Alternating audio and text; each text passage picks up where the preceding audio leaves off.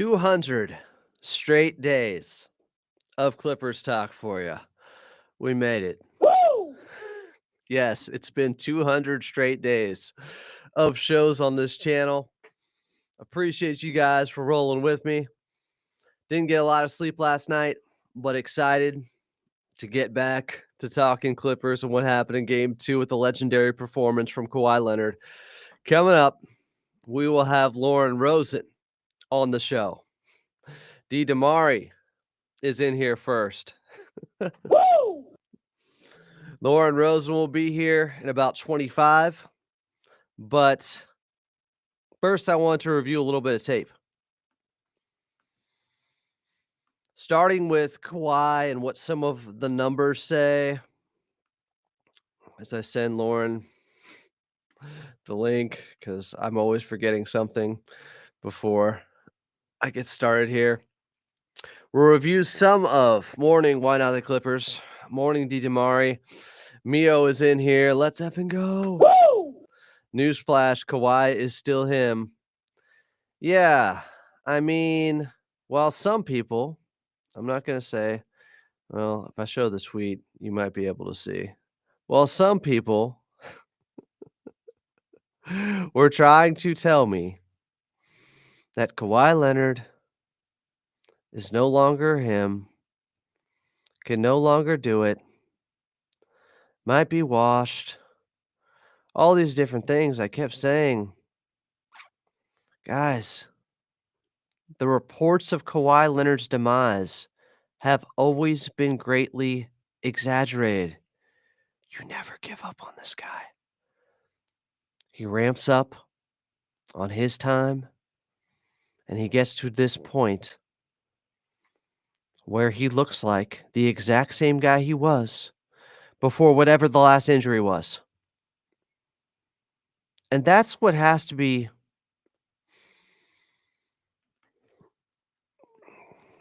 acknowledged here.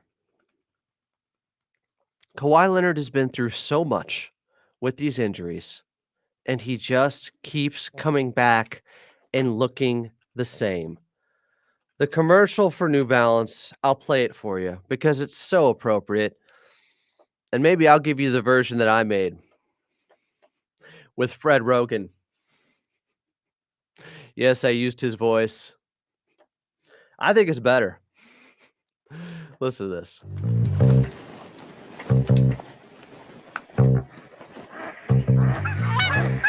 You don't need to mention Kawhi anymore. That's not necessary. They're not missing him. They've never found him. You hear them? I'm not getting excited about anything. They like to come and watch the fun and chirp. But when I show up, they always quiet.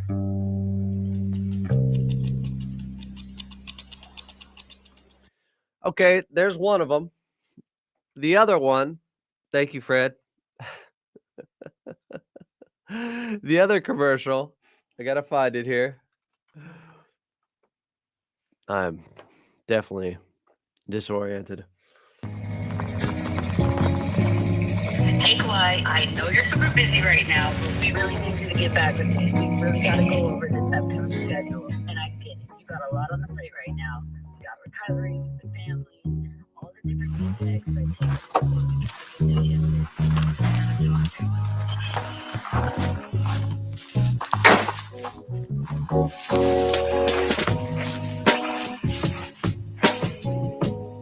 Walks over to the lake. We got exciting news coming out of Los Angeles. Kawhi Leonard looks to be returning to the court pretty soon. Could be great. Yo, I knew I could find you here. It's now two Kawhis. One fishing, one sitting down, ready to return. You catch anything? Nah, not yet. There's been good days. There's been bad days. But I keep coming back. Deep.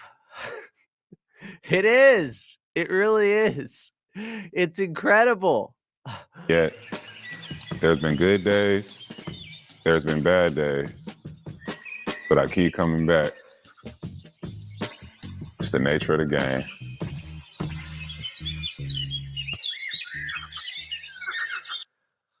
somebody should get an Emmy or I don't know, give him a damn Academy Award. I love those commercials. But I've been trying to tell people, when you give up on Kawhi, I've been here before. Here's another one. I'm not going to show you who I'm responding to. I don't need you guys to troll this person. The reports of Kawhi's demise have always been greatly exaggerated. I'm not going there and saying that yet. What did they say? Oh, the post is from this account no longer exists. Oh, that is weak. That is so weak. Now I probably should call out who deleted this. You know who you are. Wow. Okay. Okay. I see you. February 6th is what this is from. Somebody didn't like me holding a receipt on them. That is a development. I think it was there last night, until last night. It just got deleted. Yeah. I'll have to think about this one. Maybe I'll call him out. That is really soft.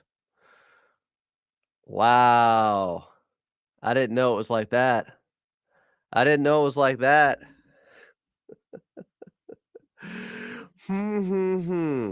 Okay.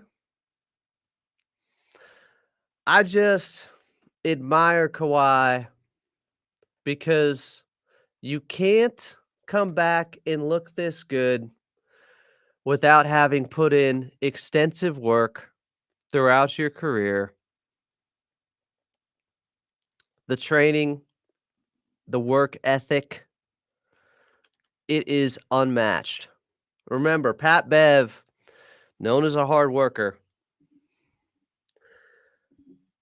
he once said, I thought I worked hard till I trained with Kawhi. Then he knew there were levels to this. He went down to San Diego one time to train with him.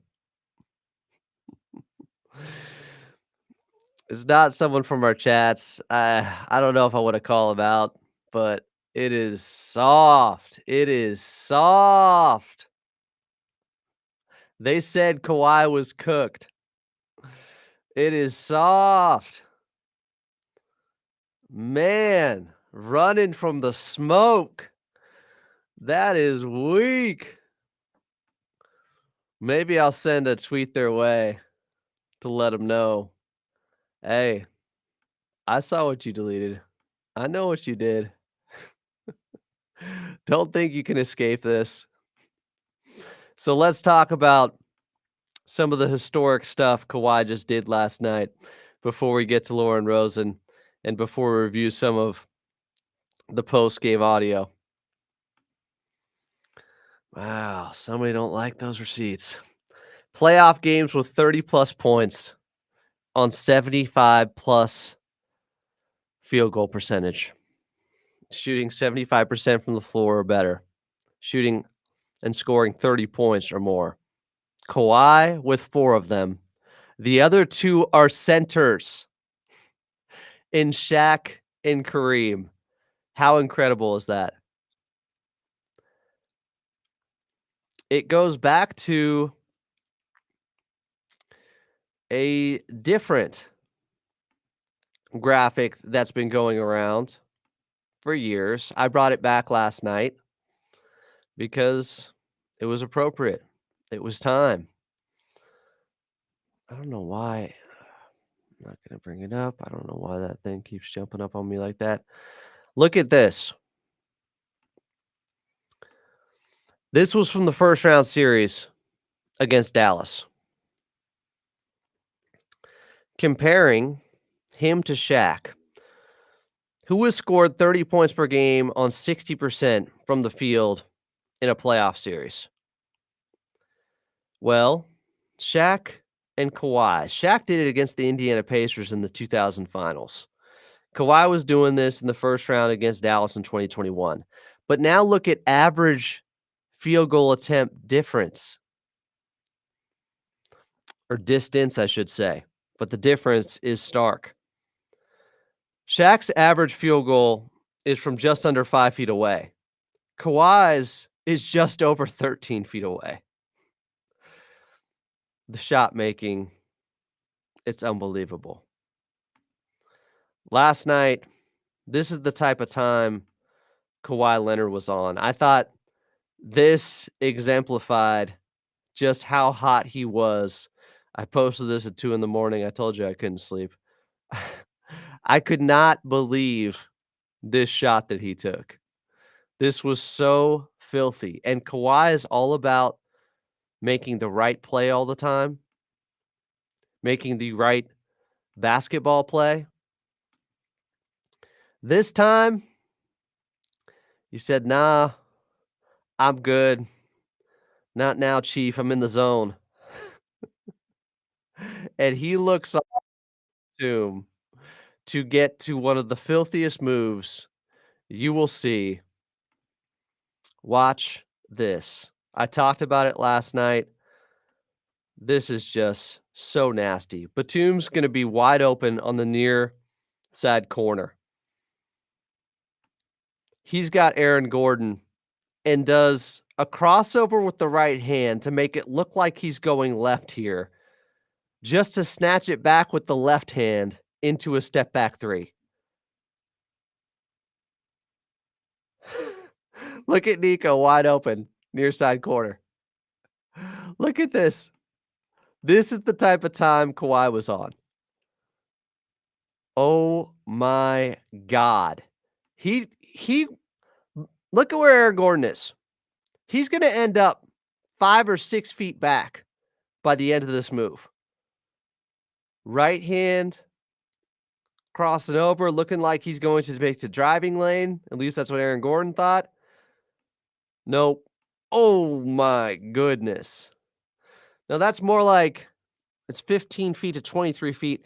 That's, yeah. He shakes him back 8 feet.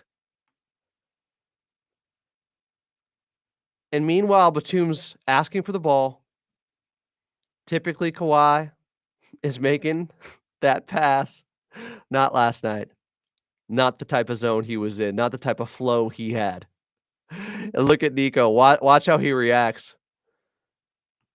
Oh, brings his hands back, watches the shot, and then he gives the little shake. All right, Kawhi. I guess that was the right basketball move there. When somebody's cooking like that, you just let them. Now, how often have you seen Kawhi with the step back three? When he's hitting step backs like that, it's over.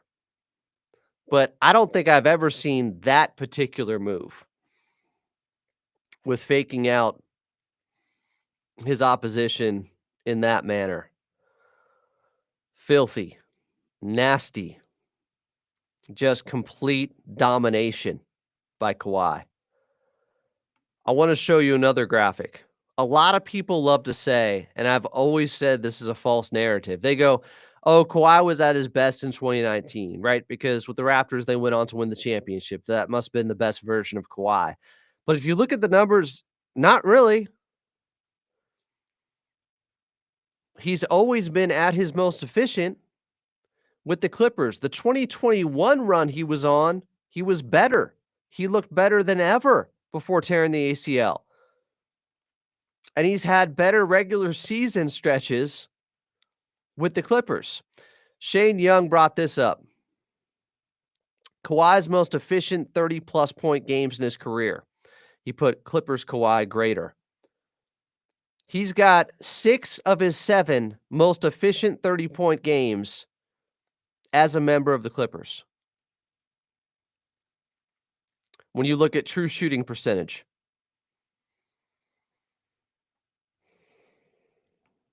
He has been his best with the Clippers. He has been. Unfortunately, it's bad luck and timing with injuries that has held him back from winning the championship and for everybody to say, oh, this is the best version of Kawhi. He's never looked better. Well, last night, I think some people were saying that. One more for you. Kawhi is just and I think I brought this up last night.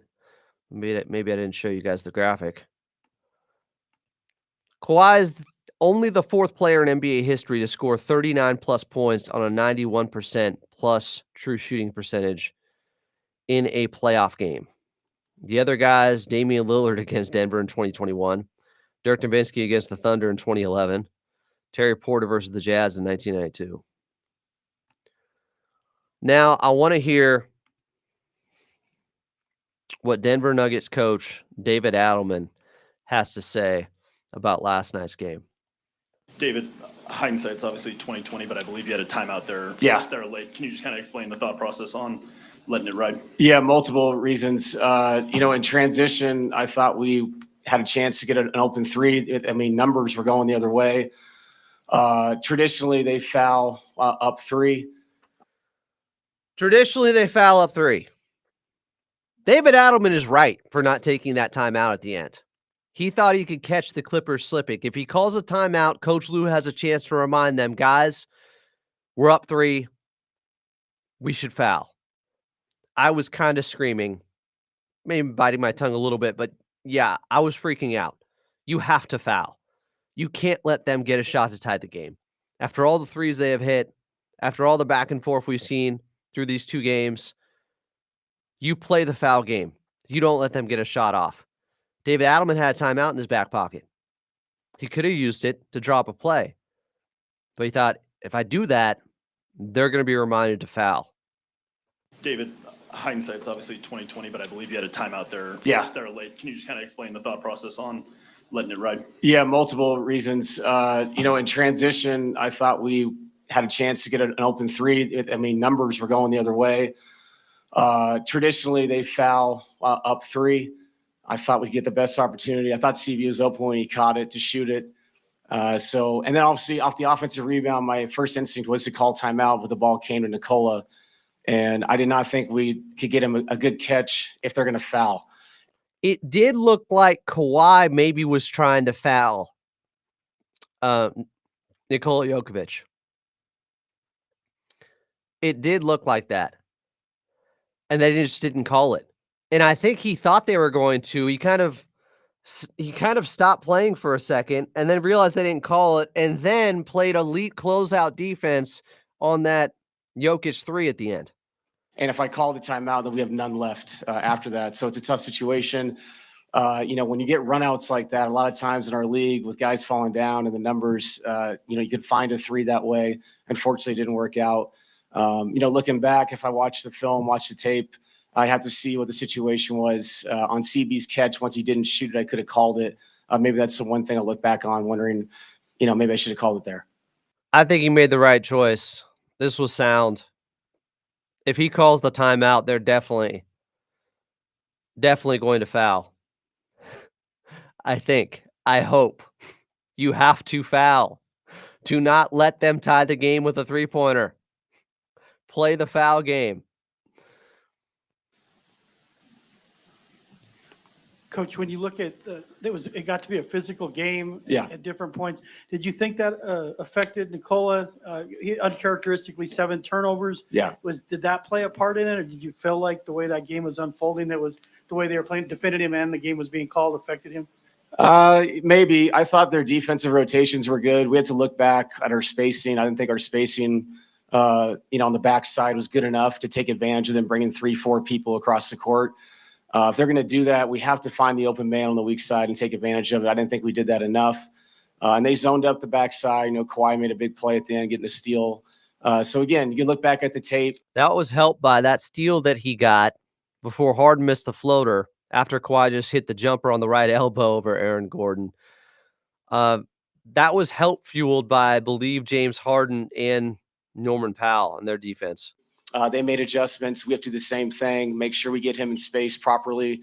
We had a lot of good looks too, and you can't miss 8 free throws in games like this. That was a killer. And obviously the points off turnovers, just like in game 1, we won that battle, and tonight they won that battle. And they, games like this that grind and the possessions are so tough, those easy baskets going the other way are such a killer. We had the loose ball turnover towards the end. Just seemed like every time we got back in it, tied it, took the lead, a multitude of mistakes would follow that. And once you have momentum, you can't have mistakes like that, and get them right back to where they were before, up 3, up 5, up 6. Just felt like it was uphill all night. What did you see from Kawhi? It's been uphill really for both games. The Clippers have had the lead for the majority of both games. They're tied up at 1-1. Remember, they were up 15 in game 1. I haven't looked at the time disparity or difference between who had the lead for how long, but I think it's significantly in favor of the Clippers Tonight. He was incredible. It was one of those things too. He had 39, and shot the ball so efficiently, but they only scored 105 points. And so it was a tough, if we come and get him and Norman gets going, you're rotating to James now in a closeout.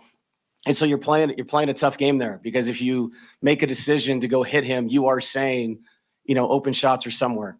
But to his credit, over contested hands, made some incredible shots. We know what he is. He's an all-time player. But another thing, we have to, watch the film and say, hey, how can we do better? We can do better than that. But to his credit, I give, he was awesome tonight. Wow. David Adelman showing respect to Kawhi. We can do better than that. But to his credit, I give, he was awesome tonight. I mean, that's the way to go about it. I really do like David Adelman. I got plenty of respect for him and the way he's coaching this series and his thought process with things. You got to tip your cap. Your take on MPJ and his physical nature and going to the boards? Yeah, he was better tonight, and he hit a huge 3 to tie it. We were trying to sneak him back out after the timeout play. Obviously Michael really stretches the floor, and the way that they were guarding, bringing 3 and 4 people to one side of the court. We have to find a way to make Mike an impact player in those situations if they're willing to leave and rotate. And we can do better. Looking at the tape, I thought we did a better job in game 1. And, in game 2, they made adjustments, and we have to look at it and find a way to make Mike an impactful player if that's how they're going to guard. David, Michael Porter Jr. had 15 and 15. 15 rebounds, 15 points, 6 of 11 shooting, knocked down a huge three-pointer to tie it. That is something to be aware of moving forward. Looks like he's got his confidence and he is engaged in this series now, and the Clippers got out-rebounded something fierce. To win a game where you get out-rebounded by 18 and by 8 on offensive rebounds speaks to how good Kawhi was, I guess. how much does it hurt just losing home court advantage, leaving here 1-1 instead of 2-0? I thought this series would be like this. Both really good teams. We both throughout the season had ups and downs, but now we're both healthy and going at it. I know how good of a team they are, and I think we can go down there and win. I really do. And this series always felt like it was going to be like this. Both games were such a grind. I'm sure they're sitting there saying we should have won game 1. And we'll probably watch a tape and go, man, we had a chance to win game 2. And so that's what it's going to be like. And we have to bring our focus, be connected, take the day tomorrow to get mentally right, physically right, prepare, fly to LA and get a win. The Clippers will try to prevent that. I'm going to prevent any more audio right now from David Adelman because we got a special guest. The Rosen one is here. Lauren Rosen, your courtside reporter for the Clippers. Why does it look like this? Come on. There we go. There we go. Now we got the screen adequately arranged here. Lauren, thanks for joining me here on Clippers Talk in the morning. I'm going to warn you. I am tired. I stayed up till like 4 a.m. last night. You're going to have to do a bigger carry job than Kawhi just did last night for the Clippers. You got to carry my ass. Okay, that might not be possible, let's be honest, but I will do my best. I will do my best Kawhi impression. I have a feeling that I need a lot more coffee to get going than he does, but listen, I'm locked in. I actually did manage to get a good night's sleep, but that, I'm a grandma. If you know me, you know that sleep is happening. Listen, you could win a finals game 7. I'll still find a way to get at least 7 hours of sleep. So hopefully I get a chance to prove that to you, Adam. I made the unfortunate agreement that if the Clippers do win the championship, I have to stay streaming for 24 hours straight. But, if they win the championship, I'm good for like 2 or 3 of them. Okay, good. Is that a high amount or a low amount to offer? No. That's good. You give me 3 hours on that 24-hour podcast that I'll be in good shape. All right. Deal. Let's start with what happened last night before we bury the lead anymore. Kawhi Leonard had an all-time game, 15 of 19 from the field to get to 39 points, and he only had one layup. It was a dunk in transition. It was all jump shots. Lauren, this is Kawhi. This is the Terminator, but this is one of the most special performances I've ever seen. This is the face I was making. For those that are just listening, I'm just shaking my head. I've got a soft smile and I'm shaking my head. That was, and I almost feel badly. I've used the term vintage Kawhi, right? I feel badly how overused that term has become, let's say in the last 12 or 15 hours, because this isn't vintage Kawhi. This is Kawhi. This is healthy Kawhi. This is 2025 Kawhi. He started his night. I want to say his first 27 points were scored off of 12 shots. That level of efficiency, his ability to score from every single one of those spots that he practices from, and we've talked about this, he is maniacal, methodical with how many spots on the floor he forces himself to be perfect from, right? Watching it in the game and then watching it in the playoffs, it's just so satisfying, Adam. It's so delightful to watch. And for those that know my background, you know that I was following him and watching up close and personal when he destroyed the dreams of Philadelphia in 2019, right? And I think because of my perspective on that, satisfying wasn't a word that I could use to describe his game. But my perspective has changed and his game has not. It is just the most premium basketball viewing experience watching Kawhi Leonard when he is firing the way he was in game 2. It was awesome. Sorry, I'm off my soapbox. No, cook like Kawhi did. This is special. Like, I can't stop thinking about, and I pulled some of the clips and played one of them earlier, the crossover to the step back three-pointer he had on Aaron Gordon in the fourth quarter where Batum's wide open in the near side corner, and he's like asking for the ball, and then he sees Kawhi go for it. He goes like this and goes, yeah. It's like even better. Normally, Nico is like, Kawhi's going to make the right basketball play typically. He's going to find the open man. Kawhi was on that type of time, complete attack mode, and I don't think he gets enough credit, Lauren, with all the media abuse from people like Stephen A. Smith for just how insane it is that he's been able to come back time and time again from serious injuries and look the same, as you mentioned. There's nothing else like it. I've never seen a player that has gone through so much and just looks the same every time.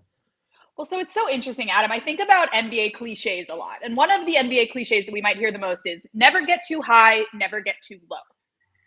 And I think that that's a great thing to aspire to be as a pro athlete or as anyone that works in a high pressure situation. Never get too high, never get too low. You hear players say it all the time. The interesting thing about Kawhi Leonard is that he means it. You know, he's talking post-game about the fact that, okay, yeah, he didn't even say that he was aware that he had made whatever it was, 11 of his first 12, and the efficiency, it doesn't get to him, right? Because there have been nights where he's struggled early and then hits a game winner, right? What I see from him is the same exact demeanor and the same confidence, because that gets lost a lot. He's very mellow, but he's extremely confident, right? And it's the idea that he said last night, I don't care if I'm making shots or missing shots. I trust my work and I know what I could do. And he actually means it, which I think is so cool. And we talk about his demeanor and we talk about his personality all the time, but make no mistake, he's worked really hard to get to that level of mental toughness and mental fortitude. You're not born with that. So all the work that we see going on behind the scenes, again, are you predisposed to be however tall you are and however sharp you are athletically? Fine, maybe. Are you predisposed to be able to be mentally clear and calm? Maybe. But these are things that he has worked on a ton. And just to be on this side where I get to enjoy it instead of get hurt by it has been a delight, Adam. I'm not even going to lie. I hope it goes on forever. You know, to that point, I remember early on in his career, Game 6, before the Ray Allen shot, Heat versus Spurs, Kawhi was at the free throw line and had a chance to put him up by 4. He went 1 for 2. I think that was the last time I saw him nervous in a basketball game. Like, he had to develop this mental toughness. He did.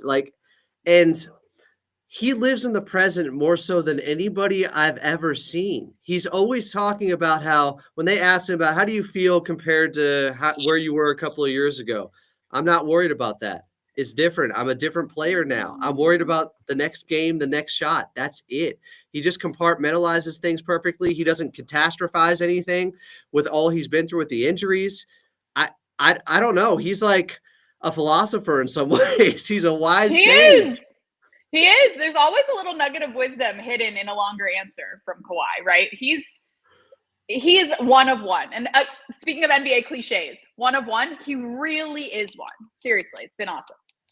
I've always felt like if Kawhi had better injury luck in his career, he's a what-if story for being in a GOAT conversation, because he carries over Michael Jordan-like moves, Kobe-like moves with his defense, and actually he's a better three-point shooter than both of those guys.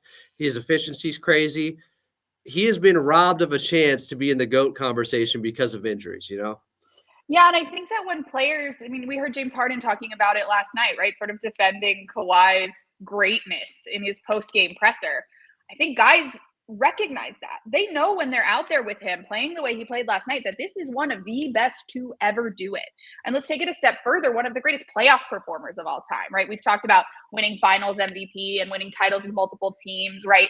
His playoff resume, despite his lack of health, is right up there with the greatest playoff performers of all time. You are so right. And it will always sort of be the tragic like side narrative when we think about Kawhi Leonard. I don't want it to be the primary narrative. Notice what I said there. The side narrative is that he wasn't able to be as healthy as he wanted to be and as the fans of the game wanted him to be. But when he is so consistently not one of the best players on the floor, one of the best players to ever take the floor in these playoff situations. It's really special to watch, and I'm happy to see internally, externally, locally, nationally, folks realizing, all right, this is something that we really, really have to appreciate when we have the opportunity to see it. And so many people have written him off, have left him for dead, have felt like every time he comes back, he goes through this same process where he doesn't look the same for a while. There's a ramp up. The minutes aren't there. Then the minutes are there and he looks pretty good, but still not quite there. And they keep doubting him and thinking this is going to be the time that Kawhi comes back and he's no longer the same player. Well, reports of his demise have been greatly exaggerated. Every time he has gotten back to being the same player, even at 33 now, and he's always had an old man game. So it's not like he can't get back to knocking down mid-range jumpers. He just refines it. He is more efficient than ever. Slow and steady wins the race is what I think of when what did you say? Slow is pro. When I look at Kawhi playing, there is this like quiet control. There's opera, there's orchestra. I hear the strings. You know what I mean? Watching him, there's no chaos to it. Even when he's hitting a game winner, it's so calm and smooth and slow. Reports of his demise have been greatly exaggerated. Like you said, it's so special. Before he hit that final jumper over Aaron Gordon on the right elbow, he looked so tired. He looked so exhausted. And then he gets out there, he gets to his spot, rises up, stops on a dime. Aaron Gordon 3 feet away from him now and just knocks it down. Like the wind going from game 1 to game 2 and how exhausted Kawhi looked at times in game 1 and how he was able to push through in game 2 also just speaks to the will of Kawhi Leonard. As Coach Lou said post-game, he willed us to victory, but he just wouldn't he wouldn't allow himself to get fatigued. And that's what the playoffs are all about, right? Playing heavy minutes and keeping your cool, right? No one's better at keeping their cool than Kawhi Leonard, right? And watching him ramp up to the point where he could play 47 minutes in the final regular season game of the year. They're going to need him to keep doing exactly that. And luckily, they were so strategic. They were so slow in his ramp up process, right? Slow and steady. Wins the race, Adam. It's been awesome. And I know it's so early to talk about any of that, but what I will say, and I think you'll agree with me, best playoff series thus far, and it's not close. And listen, I get that only two series are 2 games in, but 1 point margin of victory. Just two instant classics in games 1 and 2. Usually games 1 and 2 have some chaos. I mean, Sure, there was a little bit of chaos here and there on both sides. But what a series. Oh, God, we're so lucky. How did you feel after game one? Because I had some concerns with the way they lost that game, up by 15. I know you did. Denver out-executes them late. They out-execute most teams if you're in a close game. But then last night, the Clippers were able to be just a bucket better than them. Like, I think that's so important that they could show that we can beat this team that also has a basketball god that you don't want to see late in games. Maybe in my older age, I have become a little bit more of a glasses half full type of gal, but I came away from game one really confident that the Clippers could win this series, thinking about just how close it was. A 2-point loss in overtime, despite all the mistakes that they made, despite going away from what made them so great at the end of the regular season and almost winning on the road in Denver in a game one situation. I took a lot of positive out of it. And I know that players struggle with moral victories. I don't want to speak for any of them. But there were plenty of moral victories to me, understanding that they were able to have so many lapses, but get that close. And then again, I mean, there were areas where they could have been better last night as well and get the victory on the road, right? To me, there's tons to be optimistic about. I do think, unfortunately, they're in one of the most difficult series. We just said that, right? There are other opponents that they might have been able to make quicker work out of. The Denver Nuggets are fantastic. The greatest scorer on the planet is on the opposition. But there's a lot to be optimistic about when you watch those two games. I think one of the big takeaways I have from last night also is Norman Powell finding himself in the fourth quarter. He had been struggling mightily, and he came through with 7 points in the fourth. A huge three-pointer after Chris Dunn laid out for that steal on Michael Porter Jr., where it looked like MPJ might have gotten hurt. But then Norm gets it back and just decides, I'm going to stick this three in the face of Nikola Jokic, even though I've been struggling all game. If Norm starts to get it going, now the Clippers are really rolling. And Adam, I feel really comfortable when I come on Clippers Talk. So let me get a little comfortable when I get ready to speak about Norm here. What I saw, the discourse surrounding Norm's first 6 quarters of this series, made me really upset because I know that Clippers fans are smarter than that. And I know that Clipper fans watched the entire regular season. Make no mistake, the Clippers play in that play-in if Norman Powell wasn't who he was all season long. He is one of the reasons and an essential reason why the Clippers were able to be a 50-win team this season, why they are able to play in the 4-5 game instead of the 2-7 game or the 1-8 game series, rather. And if you watched him all season, which I know everybody did, you knew that he had this in him. He's won games for this team all season long. You don't get to do the walk-off interview on the broadcast as many times as I did with him if you're not the reason that the team wins the game. For real. So he is going to continue to be one of the reasons that this Clippers team is able to succeed in the playoffs. And if they get where they want to go, he is going to have always been a massive part of that. So I think I tweeted midway through the game, I said, may your apologies be as loud as your disrespect, because Norm didn't deserve that. He works so hard. He is a great teammate, and he is a huge part of why the Clippers are where they are currently. So I was really happy. And listen, he's hard on himself too. It was all over his face when he made that first shot and then when he made those big shots. He knows that he can do better than he had to open the series, and he will, and he now has. So let's not get carried away with what's going on with Norm. He has been fantastic all year, and I think he's going to continue to be a huge part of this series. I was thrilled to see him get it going in the second half last night. I think Coach Lue deserves a ton of credit for sticking with him and letting him go through these bumps in the road, because he's always been clutch in fourth quarters. When he's having a bad game, he can turn it around at any point. He did last night. And I'm also wondering if that moment he had with Jamal Murray, where Chris Dunn got involved and there were technicals and Jamal's shooting a technical free throw, can that light a fire underneath a guy like Norm? 1,000,000%. And that's what the playoff basketball is all about, by the way, right? And the chat is going crazy about Chris Dunn. Chris Dunn, a huge part of that chippiness that we saw there with Jamal Murray lifting Norm Powell. Let's be very clear, lifting Norm Powell off the floor. This is what playoff basketball is all about. Close games, contentiousness, both teams being sure that they're in the right in a gray area type situation. Can we talk more about Chris Dunn? Is that okay? This is your show. Please. We've Please got do. to, right? We've got to. I mean, my goodness, Chris Dunn. How happy are we to have Chris Dunn on our side in this playoff series, Adam. And this is his first playoff series, by the way. That was just his second game ever in the playoffs last night. He has the remarkable steal on Nikola Jokic. I know Harden threw it right back to him, but he has made some of the craziest defensive plays I've ever seen by a perimeter defender. And Patrick Beverley is one of my favorite players of all time, and you may be familiar with him too, obviously. He's one of my favorite Clippers of all time. I think the Chris Sixers Dunn, Clippers exchange program runs deep. It really does. yeah. The pipeline going from Philly to here out in Los Angeles, it's been wild. But go ahead, make your comparison because I like where you're going. I never thought I'd say that there was a better perimeter defender on the Clippers than Patrick Beverley. I think Chris Dunn has that argument right now. He gambles less, and when he does gamble, he seems to always make the right call and comes up with a steal. It's uncanny.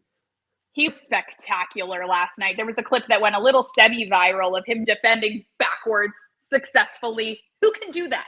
Who can do that? For real. I mean, listen, two of the best perimeter defenders in the playoffs are on the Clippers. Let's not forget how great Kawhi Leonard is defensively. We haven't seen his defensive peak yet in this series. And I actually, Adam, caught up with Ivica Zubac before the team left for the road trip and asked him like how it feels when a fully healthy defensive five is out there. And he said it kind of changes everything because obviously he's anchoring the defense. He's anchoring and he gets to, let's like very literally talk about where he is. Usually close to the basket and where those guys are, usually on the perimeter. And usually they're in some sort of a triangle, right? As three players always are. But he says to me, when I have Chris Dunn or DJ or Kawhi, any combination of those guys out there, nobody can get close to me, says Ivica Zubac. That's what makes them so great. Because speaking of somebody that's anchoring the defense all game long, playing heavy minutes, and being relied upon offensively in Ivica Zubac, the way he articulated it to me, I thought made so much sense. They're the first line of defense. And when they're out there, people come to me less frequently. And that shows just how great they are. And to me, as someone that didn't play the game, that made so much sense. And so now when I'm watching Zoo back there and obviously doing a great job protecting the rim, the best rim protector, not even close in this series, right? But watching how often do Nuggets players get beyond that first line of defense? And when those guys are out there together, Adam, it's special. It's going to be really cool, I think. I know Ivica Zubac isn't finishing top 3 in Defensive Player of the Year voting, but he has been in the conversation at least. But I would say he's been this good for a long time defensively. I don't think much changed with Ivica Zubac. To your point, there's better point of attack defenders now that are making sure that his job is a little bit easier because Chris Dunn and DJ are so good on the perimeter, and that is Lawrence Frank, and that was the vision this last summer with him bringing those guys in immediately. And you go from having, I think last season, the 16th best ranked defense to this year, the 3rd. A lot of that can be contributed to Chris Dunn, to DJ, to yes, Ivica Zubac has been great. Jeff Van Gundy, bringing him in. What they did last night was money with the way they had Nikola Jokic off balance. He had 7 assists like Kawhi did in game 1, and 7 turnovers. I am tired. He had 7 turnovers like Kawhi did in game 1, and he made passes where you just don't see those type of mistakes from Nikola Jokic. It rarely happens. The Clippers had him off balance. Well, nobody frustrates him the way that Big Zoo does. And I think what's so cool, by the way, like I'm always watching for the interpersonal relationships, right? I love teammate friendships and I love cross-conference friendships, whatever.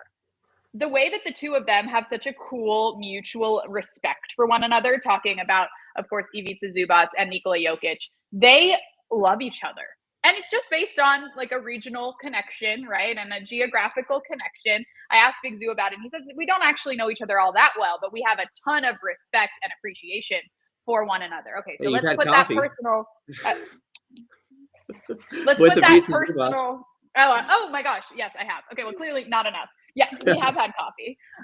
The two of them have this appreciation off the court. Now let's bring it on the court, and you kind of see why. Right? There is no one in this league. Tell me if I'm wrong.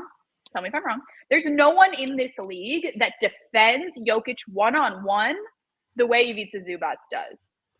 I think you're right. The numbers back me up. Look it up. The numbers back me up. But now the eye test on a national stage is backing me up.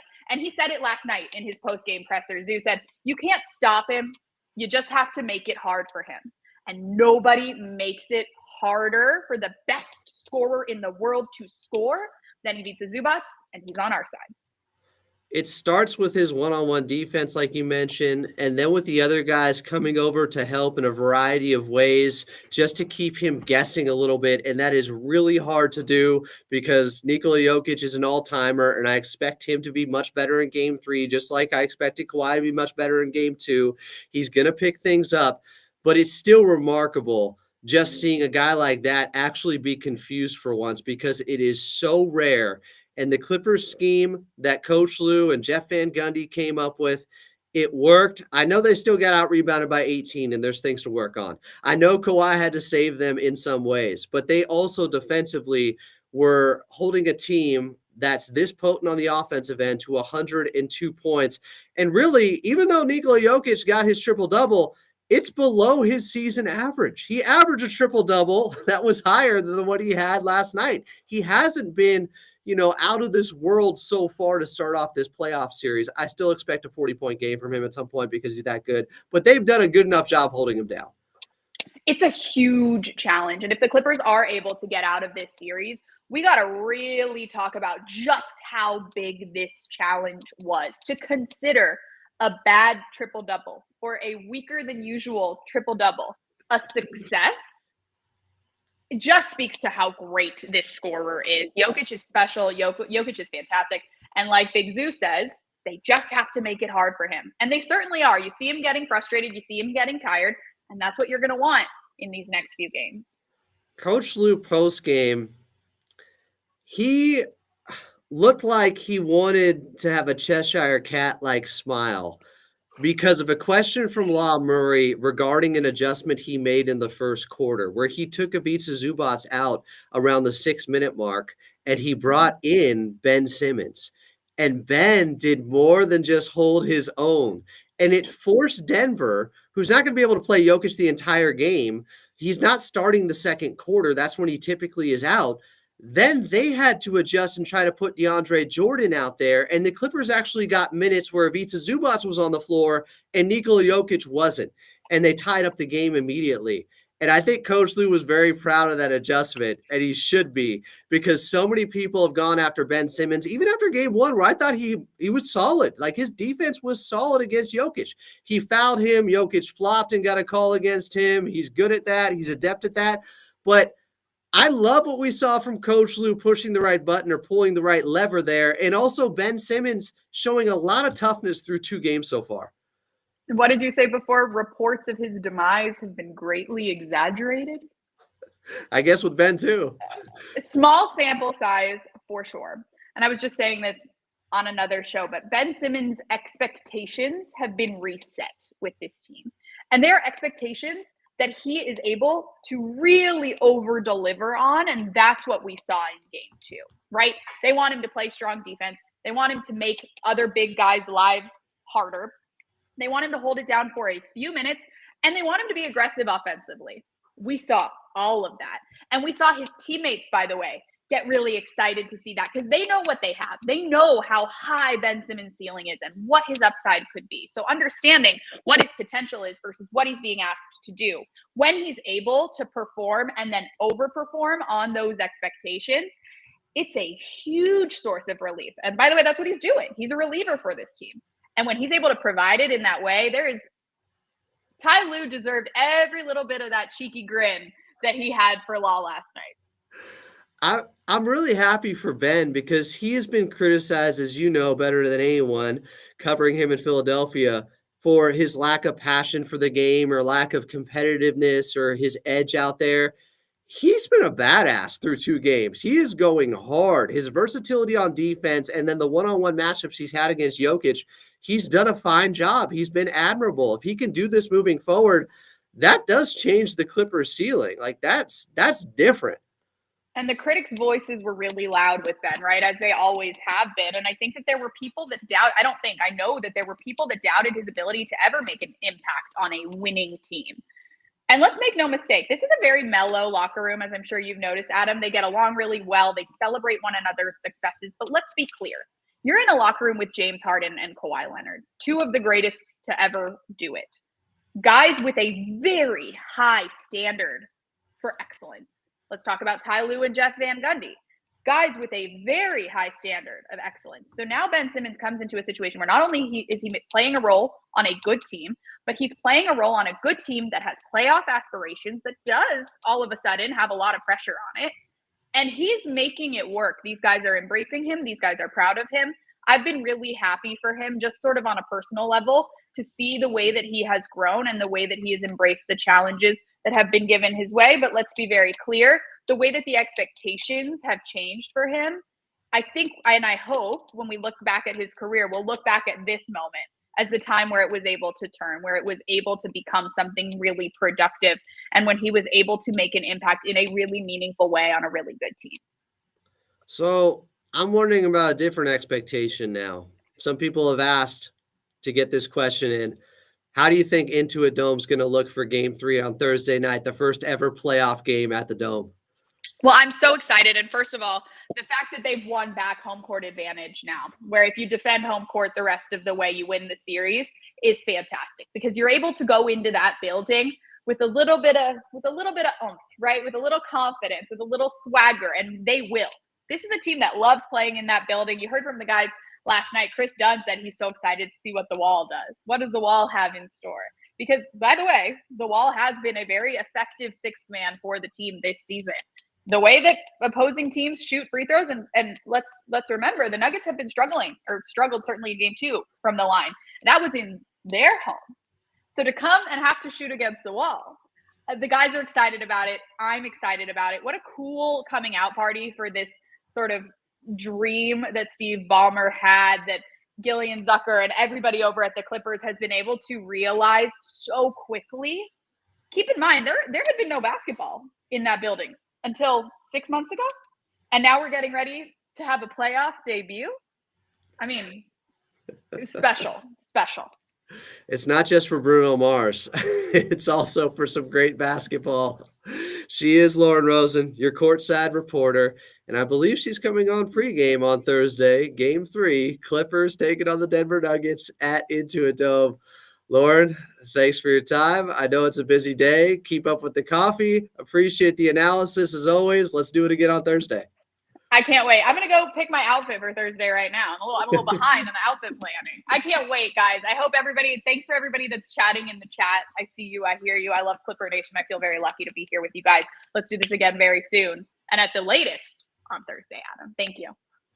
We will talk to you then. And yes, Lauren Rosen can co-host anytime here on Clippers Talk, y'all. It's like that. Careful what you wish for. I'm out. We'll do it again on Thursday, and hopefully with another Clippers victory on Thursday. Lauren, talk to you then. All right, guys. There goes Lauren Rosen. Appreciate her coming on. That was awesome. Now I got a little bit of swag myself. I'm feeling like we got some pep in our step. The show's rolling. People are feeling good. I'm starting to wake up a little bit. Game 3, I'm thinking about that. I'm already excited for how that environment's going to look. I mean, I've seen everybody there in the plaza for the away games. Just how cool is that to be able to host those at our arena and have Clipper Nation show up? I wish I could broadcast from there. Honestly, that would be so fun. But Thursday is going to be special. Very, very special. All right. After David Adelman talked about how special Kawhi Leonard was in that game, saying he was awesome, I do want to hear more from David Adelman post-game last night. DA, on your right here, I know it might be nitpicking, and he went 4 of 8 from 3, but is Joker passing up threes that you maybe wish he would take instead of getting into the action that way? Okay. That's a really good question. I have felt like that at times in this series. Now, he was 4 for 8 last night, but in game 1, so half of his makes were three-pointers by Jokic. In game 1, He only took 4 threes, so he doubled that in game 2. He went 1 of 4 from 3 in game 1, 4 of 8, and the last one he took, thankfully, he missed, as Kawhi Leonard had the great closeout to end the game. This is an interesting question. How do you balance how many three-pointers you want taken by Nikola Jokic? Because that is, when he can bring Ivica Zubac out to the perimeter, out to deep water there, that's problematic for the Clippers. And I don't know if he's done that as much as I anticipated so far. Yeah, I mean, we'll watch the tape with him. I think sometimes when he drives and kicks, it leads to easy baskets, wide open looks from 3 for other people. And to their credit, when he drove it, they did a good job of bringing people, but also zoning up passing lanes. And, he's a professional. I mean, as professional as it gets in our league. So he'll watch the tape just like we do. And if he feels like to win the next game, he's got to take more shots. I know he will. But again, he had a triple-double. It flipped the script. Kawhi had 7 mistakes last game. Nikola did this game with all the different defenses being thrown at both players. So we'll help him, see the tape so he can play in space better and make the decisions he wants to make. Kind of piggybacking off of that, what went into your decision to play Nikola the entire second half? They were down, and he can do it. Yeah, we started the fourth, and I asked him, how he was feeling. The original plan was to play in the first couple minutes of the fourth, first 2 or 3 minutes, get him out to finish. But we made a run, and the intensity was high, and it felt like that group had a lot to give, rest defensively. And it was the same thing with Christian. I brought Christian in later than I wanted to, but that group was rolling a little bit, and then Mike came in for Peyton and, made an impact offensively. So it just didn't feel right to take him out. Obviously, there's communication going on with him. Where you at? How you feeling? Same thing with Aaron, running in that whole quarter. So it just felt like that kind of game, man. Like we had a chance right there. I didn't want to take him out. They go on a 6-0 run. Now I'm calling timeout. I got 1 left with 6 minutes to go. So it just was a feel thing for me. I don't know how you can really disagree. Yeah, Jokic has some of the best wind cardio I've ever seen. I mean, part of the reason is because I think more hemoglobin, red blood cells, you play in elevation. If you train in elevation all the time, you're going to have better cardio. But yeah, I know a lot of people say, oh, Nikola Jokic doesn't look like the physical specimen that some people do, but he can go all day. He can run all day. He does not get tired, and it's scary. Coach, do you feel now that you've seen them twice, the Clippers, and know what they can present, does it make it a little bit easier in a way for the game 3 that some of their strategies and know how to prepare for them? Yeah, for sure. And I think on the flip side of that is, hey, what worked in game 1 didn't work in game 2 for us in certain ways. So you guys going to tell me that Coach Lue doesn't make adjustments after what we just heard from David Adelman? Strategies and know how to prepare for them. Yeah, for sure. And I think on the flip side of that is, hey, what worked in game 1 didn't work in game 2 for us in certain ways. You going to give Coach Lue credit? And we have to take a look at that and not necessarily change everything, but just do it better. So everybody, across the board, stay connected, watch the film. We have 2 days to prepare for a big game, game 3. So, yeah, I think both teams will feel like that. We've both seen a lot of things we're trying to accomplish out there. But, man, I just have extreme confidence in the group. And like I've been saying, since I took over this thing, just stay connected, ups and downs. We're going to see a lot of different things in the playoffs. This is a high level series. And we knew that coming in, and I'm excited for game 3. Typically by game 4 or 5, teams have shown everything that they have at their disposal. But it's still just game 3. We'll see. We'll see what happens Thursday night. What adjustments now are made, what counters we see from David Adelman to use against the Clippers after what they did in game 2. And that move from Coach Lue to play Ben Simmons early in the first quarter, it worked. Ben's been good. They have been winning the non-Zoo with Jokic on the floor minutes. So Zoo off, Jokic on. They have found a way to win those minutes so far in this series. Y'all need to show Coach Lue a lot more love for that. That is really hard to do. come down to. Here was Nikola Jokic post game. Can you kind of take us through the final sequence where you guys get the ball back, don't call a timeout, and just try to get the ball up and get it through as quickly as possible? Guys, this is an insult. Jokic is a better playmaker than most guards in the NBA. Jokic is a better playmaker than most guards in NBA history. Jokic is a top 10 passer, I think, ever, regardless of position. Yes, he's the best passing big man ever. That's clear. But regardless of position, I think he's probably a top 10 passer. He is that good. Possible. I mean, it was good. I think it was good, like, especially in those situations. If you can advance the ball, I think that's the right call. Just because probably if we call a timeout, they had a foul to give. So are we gonna really have a lot of time? So I think we had a CB miss. Maybe I should give to Jamal. He had like a momentum, but in those situations, it's really hard to think about it. Nikola, tvoj 19.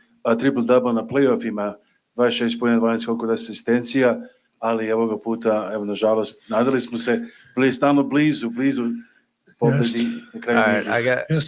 Unfortunately, I can't translate. Da li je trojka, da li je... You gotta skip ahead.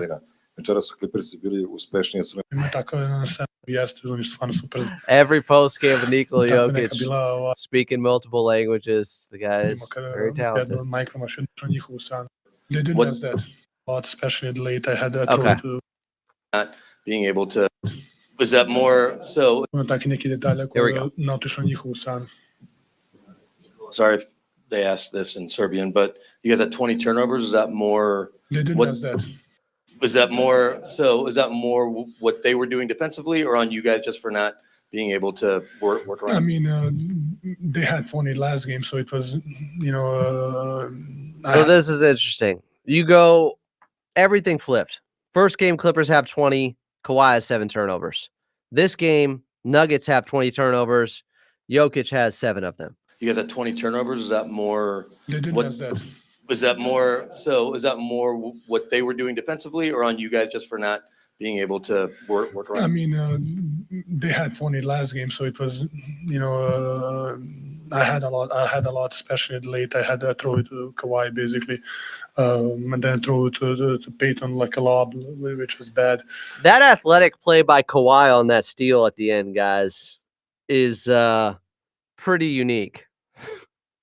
That might have been the most athletic play Kawhi had to make all night. The way he snagged that ball from Jokic on the little, it was kind of a lob pass back to the outside. I forget who was looking for. It might have been Brown. And Kawhi somehow got up and stole it. That was special. They were definitely aggressive. They were attacking us. They were attacking the ball.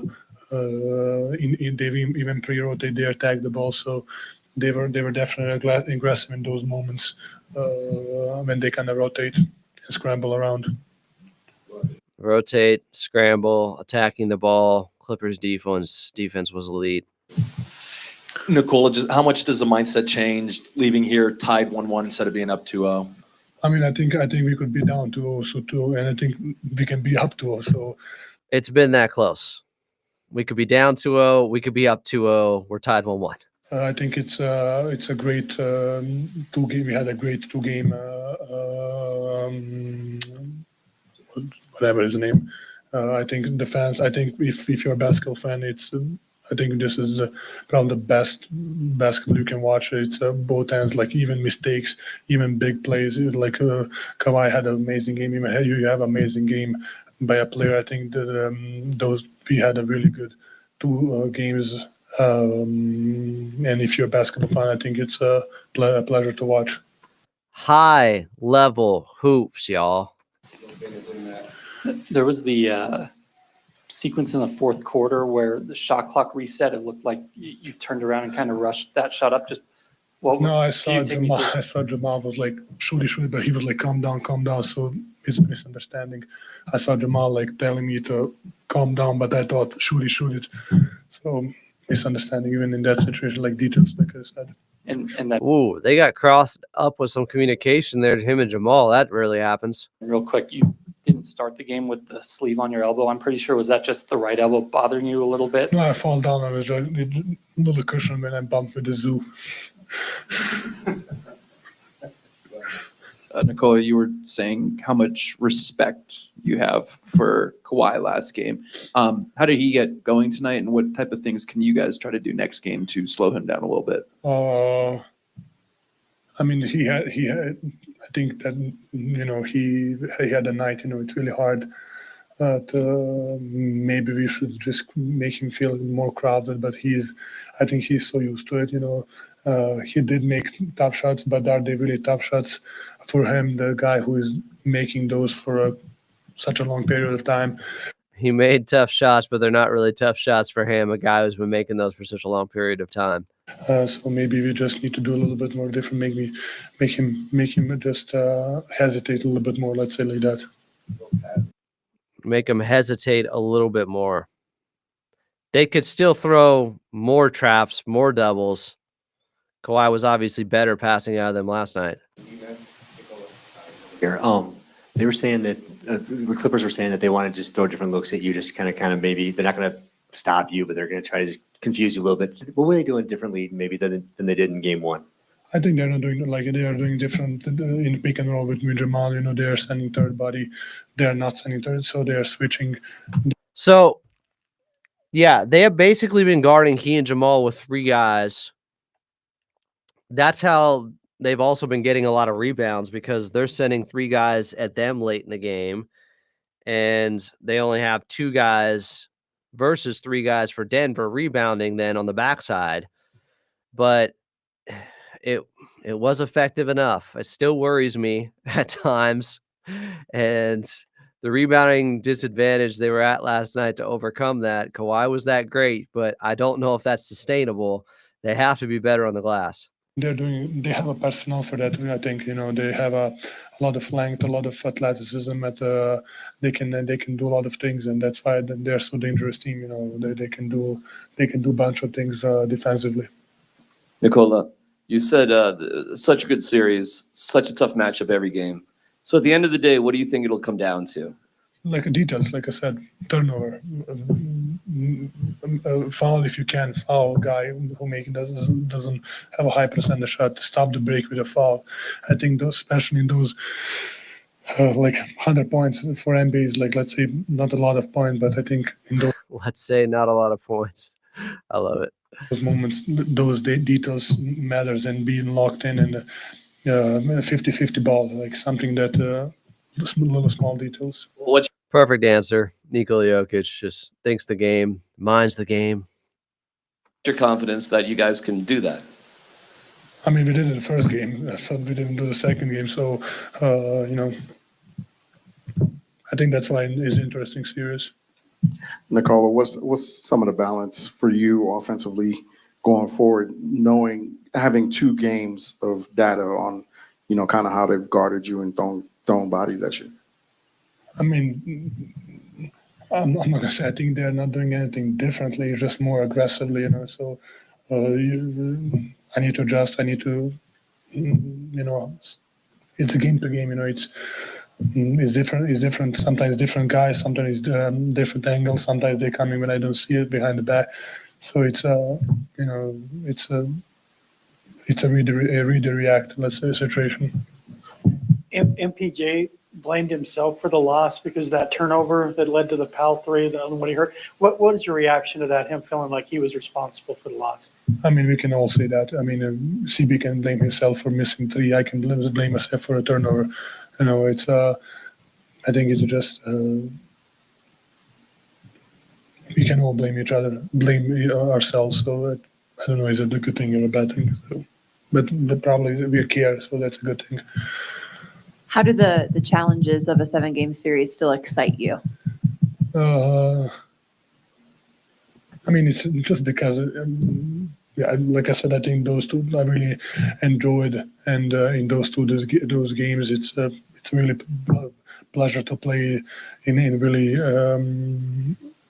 important moments, important high stakes, I think,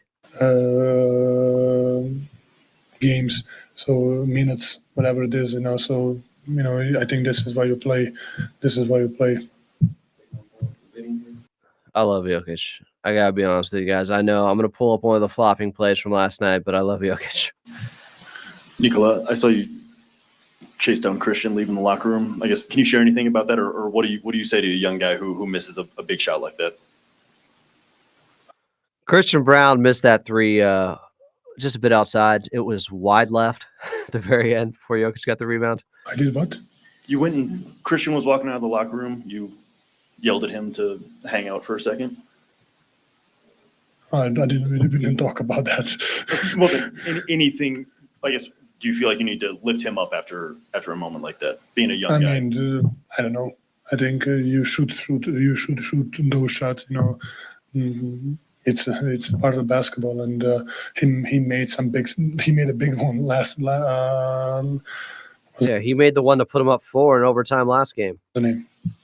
Last game, so you gotta shoot it. Sometimes you miss, sometimes you make. Thank you guys, pleasure to always. Make or miss league. I want to show you guys this defensive play by Ivica Zubac and Chris Dunn here on Jokic. This is special. First of all, it starts with the one-on-one defense from Ivica Zubac here. Jokic makes an incredible move, has a quicker first step than you would realize getting to the spin. And Zoo slides his feet the right direction and then recovers. It is tough. I will say this. I don't think Zoo could do this in 2020. Watch this. Boom. Moves to his left. Now he's going to spin back to his right. But Ivica Zubac cuts him off. Boom. Cuts him off. Spins back. Zoo's still there. Look where his hand is. I don't know if he got a piece of this or not. He might have. But this is part of the reason as Chris Dunn jumps to guard Christian Brown. I think he was originally on AG. Harden comes over to cover for him, but Chris Dunn still ends up getting back for this steal. Watch, I did not speed this up. Look how quickly he gets to this ball. Oh my God. That is an all-time ball hawk right there. I'll watch the whole thing.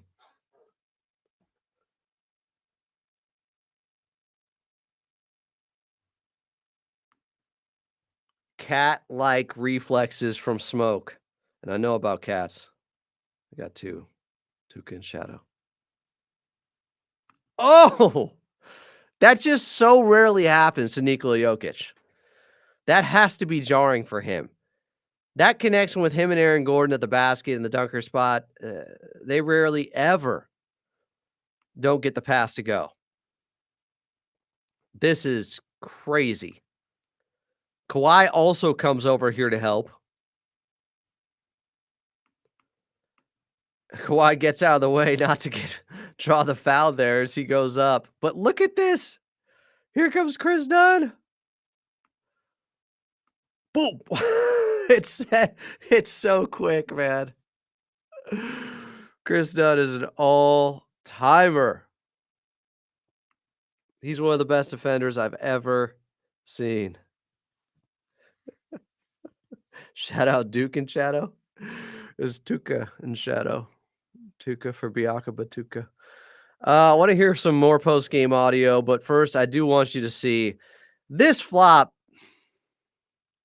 This flop by Jokic is egregious. I know there have been some bad ones. This one is just, I love Jokic. I love him. But what he does to Ben Simmons here, come on, Jokic, you're better than this. I don't want you to have the reputation of a flopper because you're such a great player. You're too good to do this. This is just crazy. And Jamal Christopher posted this one. He gets the call. Oh my God. He puts his forearm into Ben Simmons. He has good position. And then he just jumps up like he's trying to go by him. It is such an unnatural basketball move. You can't reward this. throws the left arm up then, tries to make it look like Ben's holding him. He's not at all. He's not at all hooking him with his left arm to Jokic's right arm. He's not. And Jokic flails and flops and gets away with this. That is gross. I got to be honest. And I have the utmost respect for Nikola Jokic. He's one of the best basketball players I've ever seen. I guess what they're going to call it, do it. Look at James Harden over here. James has done some flopping in his time. What is that? What is that call? Ben Simmons has played good. Like, Ben Simmons, I don't know if this is Jokic getting frustrated with Ben Simmons' defense and feels like he has to flop like this to get a call, but maybe it speaks to the job Ben Simmons has done with the small ball that Jokic has to resort to these tactics. I don't love it. I really don't like that they called that. I know you guys were upset with it, so I at least wanted to bring it up. Man, come on now. We got to be better than that. We got to be better than that. That's too far. That is just, ooh, I don't like seeing it. I'm sorry. I love Jokic, but I can't defend that. I can't. That is just next level flopping. I think we got some Jamal Murray post game audio. I want to hear from him, see if they ask him about that little dust up he had with Norman Powell post game. Live Jamal Murray with 23 points What is that? in game 2. Let's go ahead and hear from him at the post. Okay. How are you feeling? Okay. There were two voices talking there. I'm like, do I have something else up? What's going on? Okay. Here's Jamal Murray post game. And I guess how hard was it to push through whatever you're fighting? I played through it. It was cool. I'm sick, but it's okay. No excuses. I played through it. All right. He's got an illness on top of the hamstring. He's banged up.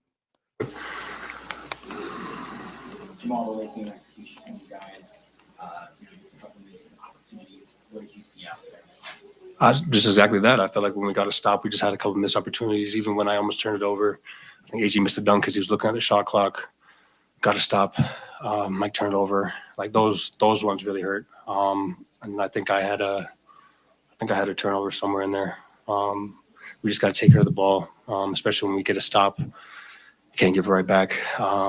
But we definitely had a chance to win the game. So now our mind switched and we got to go to LA with an attack mindset and get one of these games. I want to bring up something with Jamal in this ball game. If you remember, the end of the last game, Clippers had a 1-point lead. He gets the strip on Kawhi Leonard. First of all, it looked like he fouled him with the right arm. Kawhi holds the ball away from him, palms it, and he knocks it off Kawhi with the left arm on the far sideline. Kawhi did a lot of cooking against Jamal Murray last night. I don't think he missed a shot when Jamal was on him. And they conceded that switch way too easy, I thought. It looked like Aaron Gordon didn't want to guard Kawhi early on in the game to save his legs for later. Kawhi got him late too, his last 2 buckets on Aaron Gordon. But I don't know if there was a little something extra for Jamal Murray, considering the first bucket, Kawhi just plowed through him. Pause. Kawhi just, bullied him, I should say. In fact, I want you to see the first bucket of the ball game from Kawhi Leonard. I don't know if there was a little something extra after Jamal Murray got the steal on him, but look at how physical Kawhi is with Jamal to start off the game. Make sure I get the right highlights in for you guys here. This is fierce. This is, you want to talk about attack mode from Kawhi. I'll give you the first bucket of the ball game on Jamal, and it looks like he is guarding him to start. Watch this. Okay, he is on AG. He's going to get the screen here from Norm. Norm comes over. Now he's going to get the switch. Watch what Kawhi does.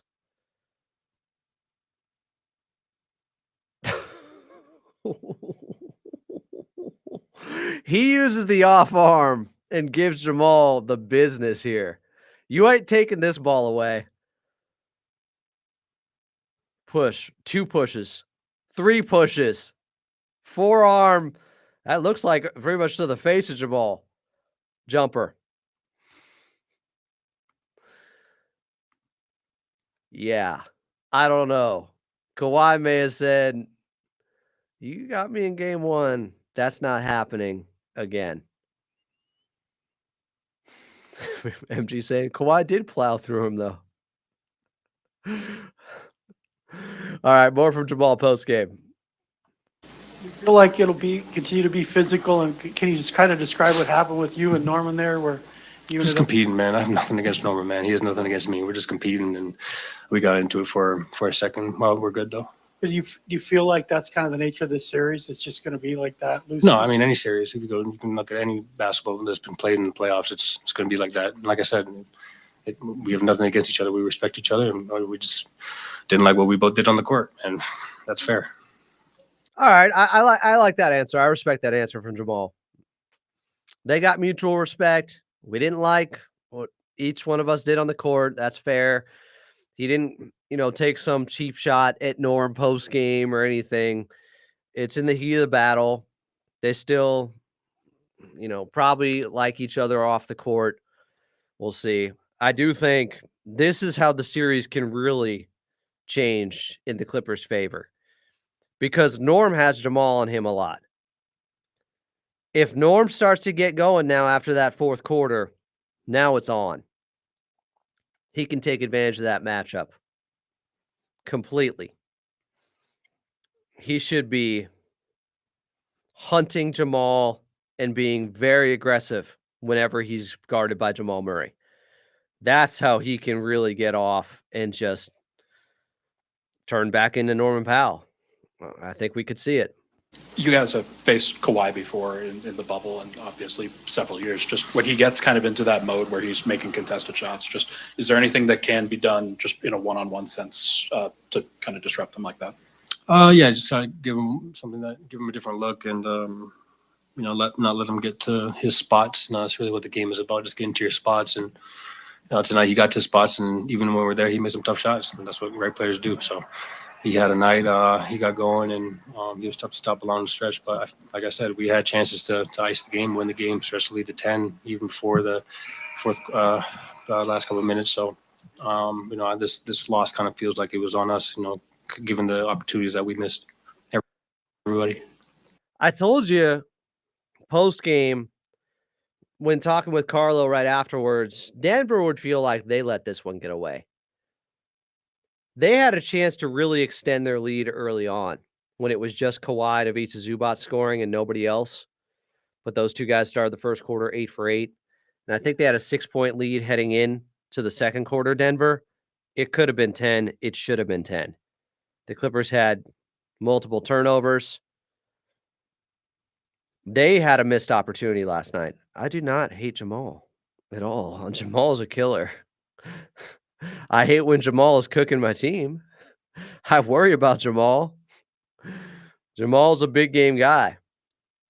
And I was concerned when he got into it with Norm if that was going to get Jamal going.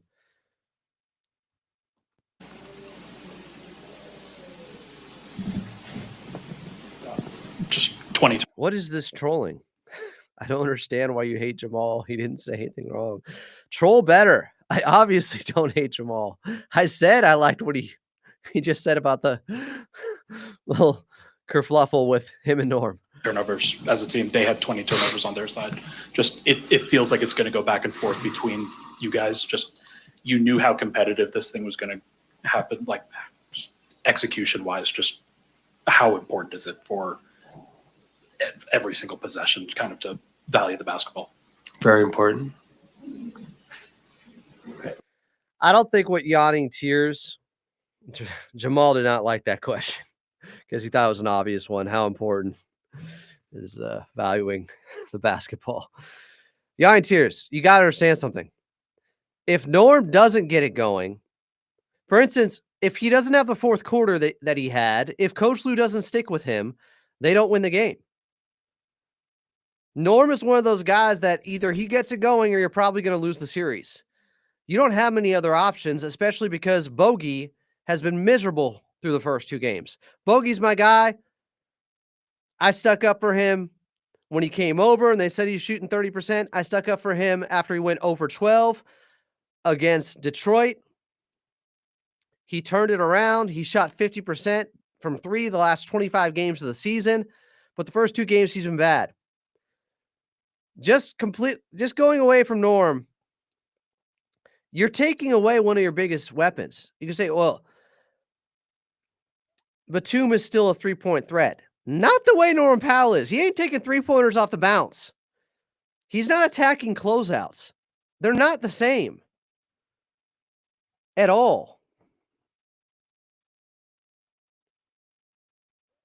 Can you confirm Kawhi is 10 for 10 when guarded by Jamal so far? I think he was last night. I could try to look at the matchup data here as we listen to more from Jamal Murray. But I told you guys, okay, this is what I said. I should just play this for you. This is what I said. I can get it off my Twitter account. About the Norm situation. You want to know what I think about the Norm situation? I'll just play what I said. This was yesterday, the day before, Sunday. I think I said this about Norm Powell on Sunday when everybody was criticizing him. I want you guys to hear this. And maybe they'll make adjustments too in game 2. They did. I think it's fair to say because of the game Norman Powell had, that 37 minutes is too many. Now, there's a flip side to this. If you start taking Norman Powell out of his regular rotation minutes in game 1, you may crush his confidence right off the bat. And he has been an elite fourth quarter player the last 2 years. He has stepped up in big moments regardless of how the rest of the game was going for him. Norman Powell, the last 2 seasons, has shot almost 50% from 3 and fourth quarters. Huge sample size. He's been clutch. He's had a 43-point playoff game for the Clippers before. He's been in big moments. He's a champion with Toronto. He has that championship medal to him. Taking that guy out in game 1 might lose him for the series. You can say Norm has to be a professional about it. He wasn't playing well. Okay. But because he wasn't playing well early doesn't mean he wouldn't show up and do some big things late. Oh, like last night where he had 7 crucial points in the fourth quarter. Man, I cooked here. I just saw it against Golden State where they stayed with him, and he ended up getting a couple of clutch buckets in the fourth quarter of that game that went into overtime. So I can see the criticism, but there's another side to it too. If you're going after Coach Lue for that, okay, fair enough. I could see Nico being in there. Rebounding purposes, he's another guy you can throw at Jamal Murray, better defender, and he went 3 of 6 from the outside. Norman Powell's 5 of 12 overall, 2 of 6 from distance. But again, do you want to shake his confidence and have him feeling more pressure every time he's out there? If I don't make this shot, I'm going to get pulled. I'm going to get pulled. Because I don't know if you can win this series without Norm. This idea that you can just go away from him and they have all these better options that are still good enough to put you in a place where your ceiling is high enough to beat a team like Denver, I'm not so sure about that. I'm not saying it can't work for a game. It can't work for 2 games going away from Norm. I don't think you can win 4 games if Norman Powell doesn't have a big impact on this series. You got to think about that part. he might be a guy you just have to ride or die with. He's been too vital all season long. He's one of the big reasons why we think this Clippers team is so good. So to go away from him in game one, that is a decision. A tough one. I know people are saying, well, he hasn't played good next to Kawhi. Well, guess what? The net rating with Kawhi, this 4-man lineup data, with Kawhi, Norm, Harden, and Ivica Zubac is plus 15 per 100 possessions. They have been good out there together. Even when Norm isn't shooting it that well. And I think he ended up like the last 13 games where he was playing next to Kawhi this season, shooting 39% from three. Oh no, that's so miserable. No, it's not the 44% he shot last season or the 42% or 41% he shot overall in the season. He wasn't terrible at all. It's a little bit blown out of proportion. The whole he can't play along Kawhi. The net rating says it. The eye test says it. I think he was playing next to Kawhi last night when he got those 7 points in the fourth quarter. They've been really good when those 4 guys are on the court, and Norm is a part of that. I think the Clippers at their best peaking includes Norman Powell. If you're not at your best, if you don't have every guy at your disposal, are you beating the Denver Nuggets? And I should correct myself there. I don't mean every guy like they're going 12 deep in a playoff series, but, you know, the 9-man playoff rotation, you need to be able to use these guys. They're too good. You're going to need Norman Powell at some point. Like last night in the fourth. So I get his rationale. I also understand the criticism there. I do. You could have just gone with Nico. But if you did that last night, and Nico did play in the fourth quarter. Again, Norm came through. I think you can get by in a game or two. But you're not winning 4 if Norm doesn't have a big impact. And he had a big impact in that fourth quarter. And if you went away from him in game 1, or if you went away from him after the first 3 quarters last night, you're probably losing that game. And you might be losing Norm for the rest of the series. And you might just lose the series then. You're not good enough. If Norm isn't playing at a high level for you, I don't know if you can match the firepower of Denver. I don't know if you can get by and win the series. You need Norm. Coach Lou stuck with him, showed his confidence in him, and it paid off last night. It paid dividends, and now I'm excited to see what Norm can do Thursday night because he should have plenty of confidence going into that game. More from Jamal Murray. Jamal, we obviously saw a lot more from Mike tonight. How good was that? Obviously, you know, maybe got a little shaken up at the end, but to see him come in and have such a big impact. 100%. I'm not really worried about Mike, man. He's going to compete. He's always going to bounce back. He's always going to take that personal, whatever y'all were talking about. So he came in, he made an impact. He was grabbing boards, he was talking, he was just more committed, and he hit a couple big shots, big rebounds, and stuff like that. So I thought he played great. Just would have felt a lot better if we came out with the dub. So, but we didn't.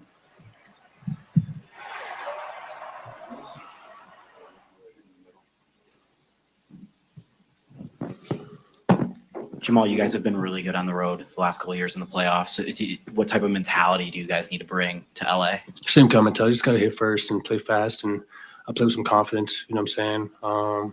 Kind of take the life out of the gym. We're just going to go out there and play hard. That's what the game's about. Like I said, the stat sheet, everybody misses shots and stuff like that or whatever. But just playing hard is not on the stat sheet. So I think if we just do that, play physical, and like I said, be confident on the road, we can replicate what we've done in past years and get the job done. He mentioned playing fast there. They were able to in the first quarter. They had 14 fast break points in the first quarter. They had 0 the final 3. That's incredible. The Clippers started turning the ball over less. They had 5 turnovers in the first quarter. They had 6 the final 3. That, outside of Kawhi, that also saved them last night. All right, there goes Jamal Murray. I think there's a Michael Porter Jr. postgame, maybe? Maybe? I think. Nikola Jokic added. Hey. Here was Michael Porter Jr. postgame. Stupid play after I got the rebound and tried to make up for it, and just someone landed on my shoulder. And That was Chris Dunn. Chris Dunn went Superman flying for the basketball, took it away from Michael Porter Jr. after he got the rebound late.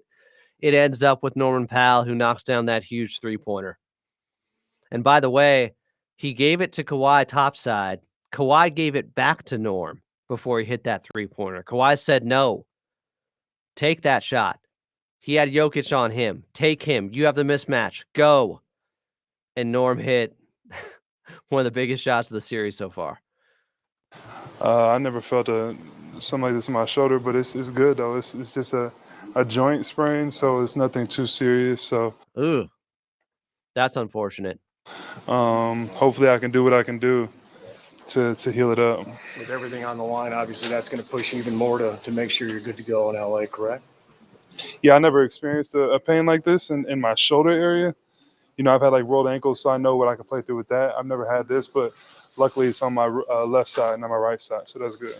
Like, what do you feel like you guys could have done differently tonight? Just turnovers. I had the biggest one of the game at the end. I feel like that's kind of what lost. And then, you guys want to see the play he's talking about? I'll show it to you, because this hustle by Chris Dunn, it just doesn't stop. It just doesn't stop. And it's such a critical play. I want you guys to see it here. What an absolute dog.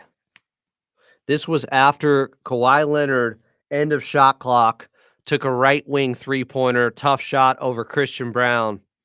One of the few shots he missed in the ball game. And Smoke got down and dirty with it.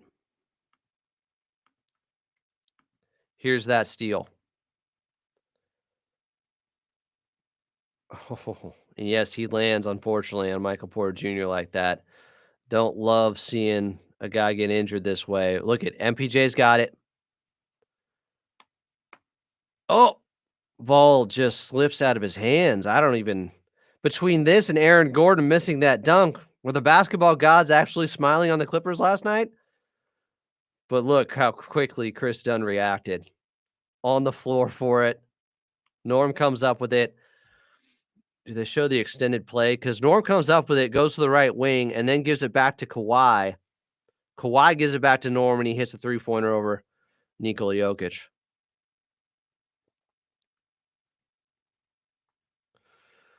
I hope MPJ is okay. You want to see everybody at full strength. Here was more from him. Norman Powell 3. You know, just little things. AG, you know, had time to just dunk it in. And then the turnovers really killed us. Kawhi had an amazing game as well. When they're sending Yes, he did. the double, the triple teams to Nikola, how can you guys move around him a little bit better, make it easier on yourselves? We got to look at the film and see, I think. I can smoke this conversation very easily. Someone saying, well, Jokic doesn't play any defense, so he can't be the best player in the world. Look, if Kawhi wins and beats him in this series, I think you can make the argument. We'll see how it goes. That Kawhi's better because he plays both ends the way he does. But it's very simple. Zitmo 1. Kyrie Irving on the floor. Luka Doncic on the floor. And last season, the Dallas Mavericks still had the number one defense in the league the last 20 games of the regular season. And throughout the playoffs, they were elite on that end with Luka Doncic and with Kyrie Irving. Guys that you think are going to be major liabilities, there are ways to cover for them. It's easier to make up for defensive deficiencies sometimes than it is offensive deficiencies. They're not equally weighted. They aren't. Otherwise, the Clippers wouldn't be the third best defense this season, and their player that has played the most minutes is James Harden. How are they the third best defense, and yet James Harden's known as a bad defender and had played the most minutes for them in the regular season? It's that simple. So, no, they're not the same. What Jokic does on offense as the complete system, the scorer, the passer, the offensive hub, is more important than any downside that he has on the defensive end. Yes, he can still be the best player in the world. More from Michael Porter Jr. Michael, why did you feel the need to go around to your teammates here in the locker room and apologize for the loss? Because I feel like it was on me with that turnover. I feel like if I would have just, I thought I had two guys. I thought I had someone like streaking down. I was trying to get it up, advance it up, but I saw that I didn't. So then I ended up turning it over. Just felt like that was the biggest turnover of the game. So I was just like, man, like every game's so serious in the playoffs. I just had to tell my guys my fault. That was my mistake. Oh, man. MPJ taking it hard. He might try to make up for that. That's scary. You can get really hot. The other part is, like Toby mentions, yeah, they aren't. Offense is so skill-based. Defense is team and effort-based. What you have to also understand is Jokic has such a big body. If he's in the right position, he still makes a difference on the defensive end.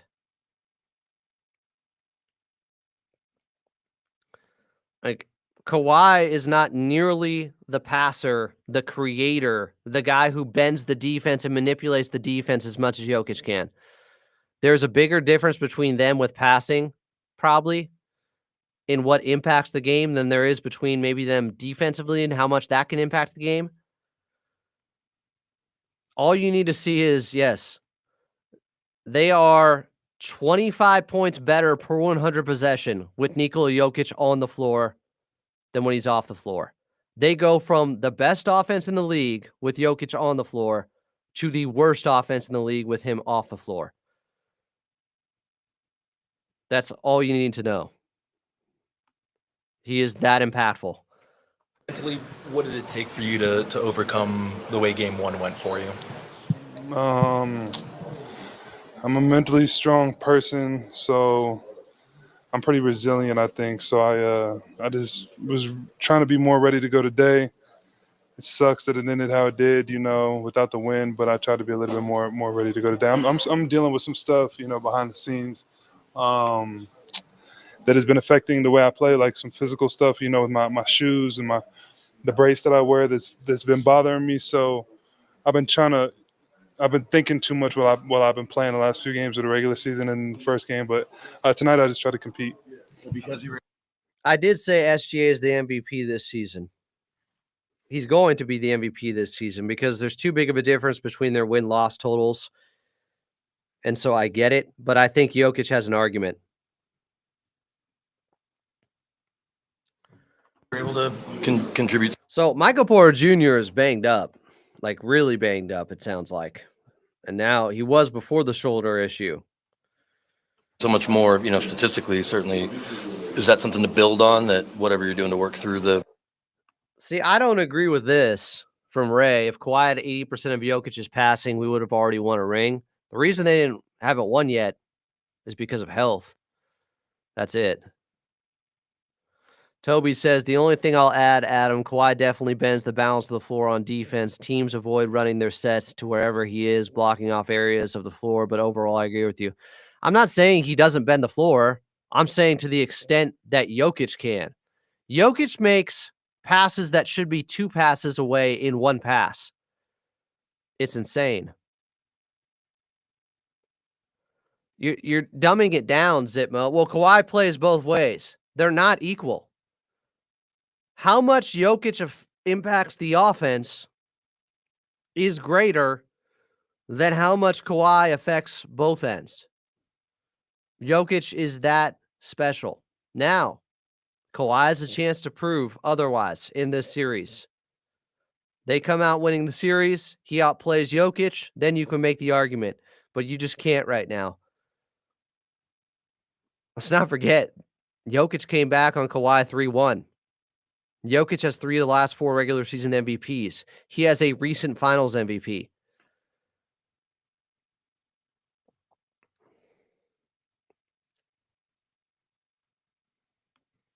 SGA, they're also like 13 points per 100 possessions better when he's out there offensively.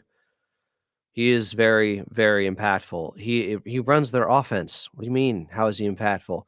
Their defense is really good, regardless of if he's on the floor or not. They have so many guys, but on the offensive end, SGA is the engine for that team. I'm not look, if you want to say Kawhi over Jokic, fine, but I'm going off the last 5 years. There's no way you can say that. Jokic has the hardware. Yes, some of it is due to injuries from Kawhi, but he also came back on him 3-1 in a series where Kawhi had a miserable game 7.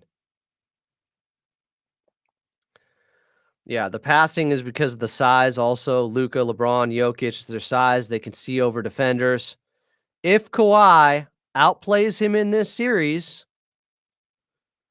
okay, respectfully disagree, but like the numbers say it, the MVPs say it, the eye test, Jokic is more impactful overall, even with Kawhi being a much better defender. By the way, Kawhi still, guys, you got to understand, Kawhi is very often, he's not starting off games guarding the other team's best defender for 48 minutes or best offensive player for 48 minutes. Just so you know, just to be fair, Kawhi's not going out there and guarding the other team's best offensive player for 48 minutes.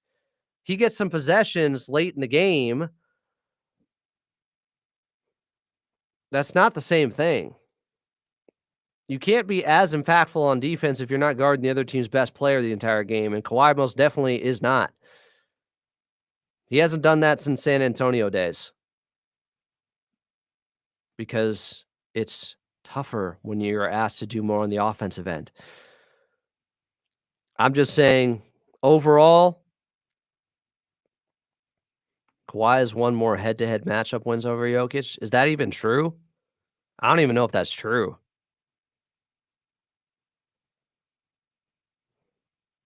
And a playoff series that Jokic won over him would still take precedent. And don't tell me, oh, it was the bubble. It was still the bubble when they were up 3-1, and we all thought they were going to be taking on the Lakers in the Western Conference Finals. It was the bubble when Kawhi blocked Jamal Murray with his middle finger, and we all celebrated that. So it was real competitive and still basketball when they were up 3-1, but once they lost it, you pivot to, oh, it was the bubble, it doesn't count. I think it counts, at least to some degree.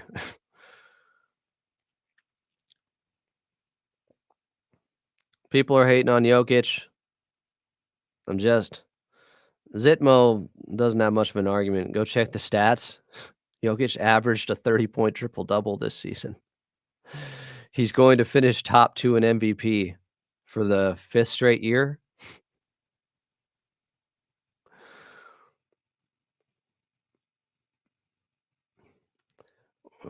We're not talking about career. We're talking about who's been better the last 5 years. It's been Jokic. Availability is part of this, of course. If Kawhi wins this series over him and outplays him, then you can make the argument, guys. So I'm hoping by the end of this, we can make that argument. I'm all good.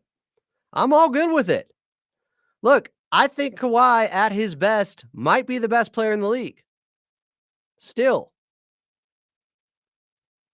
But you got to prove it in a playoff series. And he hasn't yet. So Kawhi has a 15-13 win advantage over Jokic. But Jokic has a 5-4 win advantage over him in the playoffs. How many of those wins by Kawhi were when Jokic was still a young pup? Oh, God. We're really going off of Jokic in 2015. Hey, Kawhi beat him back in 2015. Yeah, that's the same Jokic as now.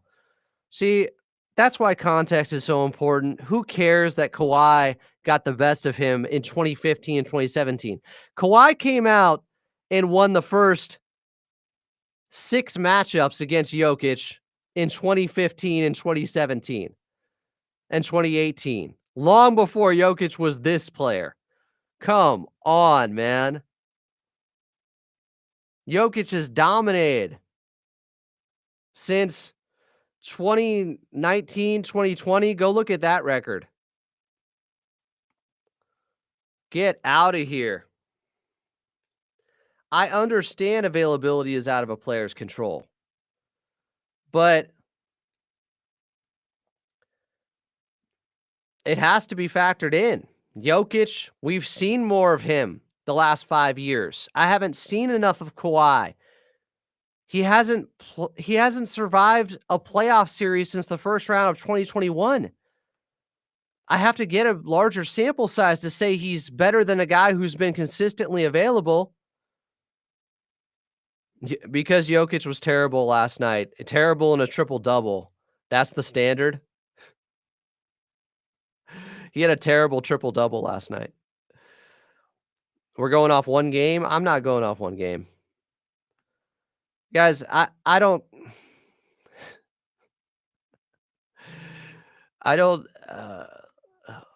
I try to be as objective as possible. Again, Kawhi outplays him in this series.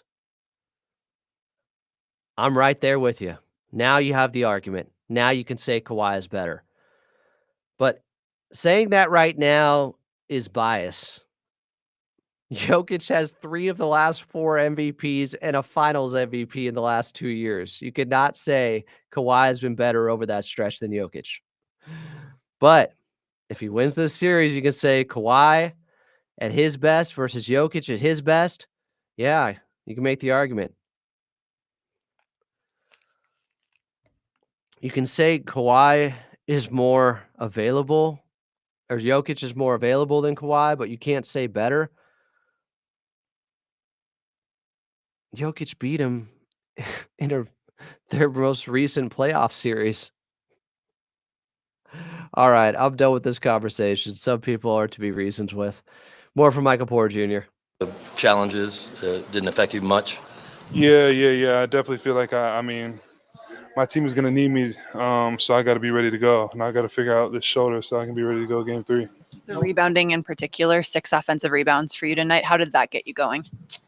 I just knew that, the way that they're playing me, the way that they're, putting Kawhi on me, and I'm not getting lots of open looks. They're blacking out on the plays that we would run for me. They're switching out. So I know the shots that I'm going to get this series is transition and offensive rebounds. There's not going to be a lot of, open threes for me, I don't think, this series. So I just try to be more cognizant of that this game.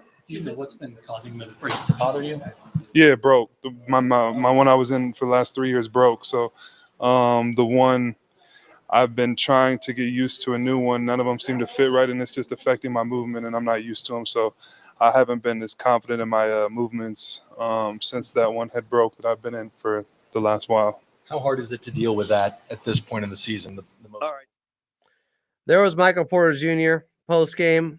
What about Peyton Watson post-game? And we could have lost, but we won, and this game could have gone either way, and we lost this one. So, it's just about staying with it, staying together, and just having that resilience. All week you've talked about how difficult Kawhi Leonard is to match up with, how talented he is. What was he able to get to? I mean, whatever he wanted tonight. We definitely got to do a better job of disrupting him. I think we did a better job in the first game. So, obviously, they have a lot of threats, and we just got to key in on Kawhi because, he was doing his thing tonight. He was clicking on all cylinders, and he's a great player. So when you're dealing with Hall of Fame level players, you just got to, sometimes tip your hat to him, and it was a great game. Here's a fair warning. With how good Kawhi Leonard was last night, that's an all-time playoff performance. If you think we're not going to see something like that from Jokic before this series is over, I got some bad news for you. Jokic is not done. As we keep saying, the reports of this player's demise have been greatly exaggerated. Jokic had the bad game 2. Kawhi the bad game 1. Jokic is not dead yet, guys. Look for him to respond.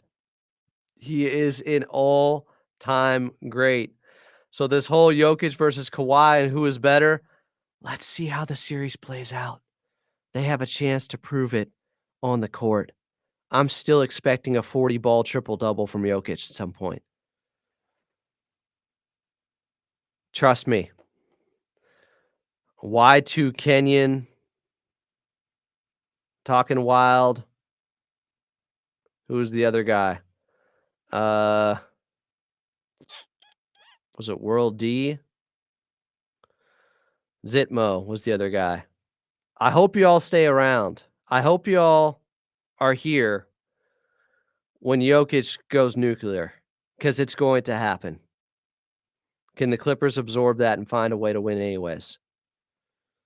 Like Mike Dang says, this series will hinge on the margins, which role players make that one shot.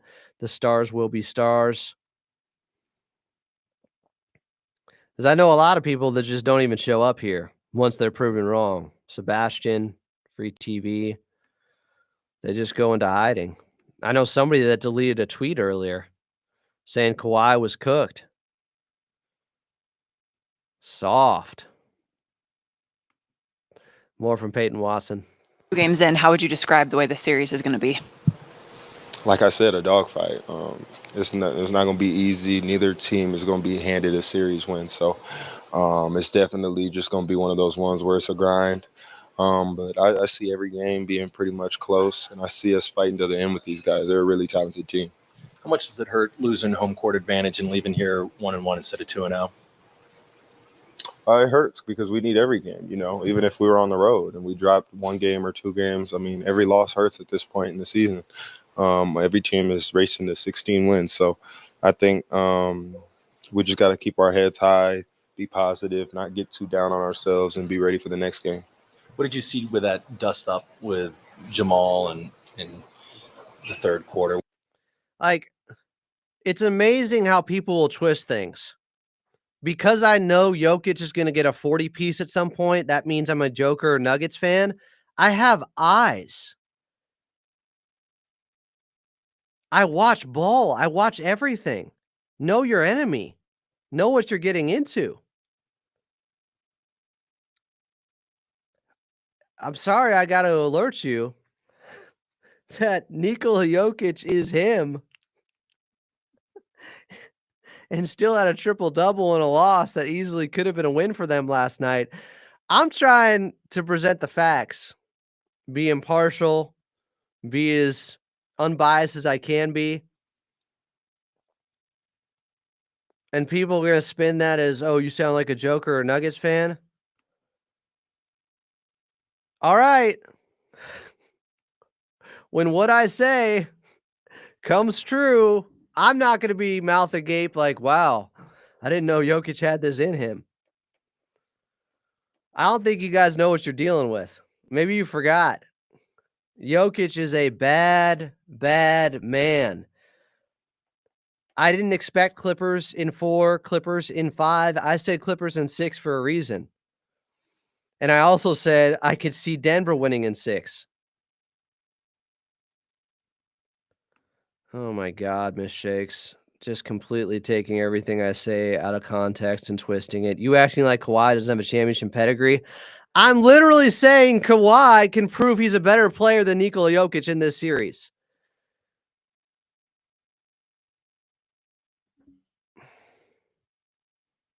What do you want? They're playing a playoff series. Prove it in the series. I respect great talents. I know how good Joker is. It's 1-1, not 2-0. Like, yeah, you got to have a healthy fear of Nikola Jokic and know what you're dealing with. He's going to have a game where he doesn't miss. That's who he is. I said a million times already. Kawhi outplays him in this series. Go ahead. Say Kawhi's the better player. Scream it to the rooftops. It's fair. Kawhi at his best. What did I say all last night? There aren't 10 better playoff performers in NBA history than Kawhi Leonard. And this is somehow being turned into I'm downplaying how good Kawhi is. No shit he can hang. He can do more than hang. He can prove he's the best player. The series is ongoing. I'm just trying to prepare you for what's coming. Media narratives have polluted NBA fans' brains.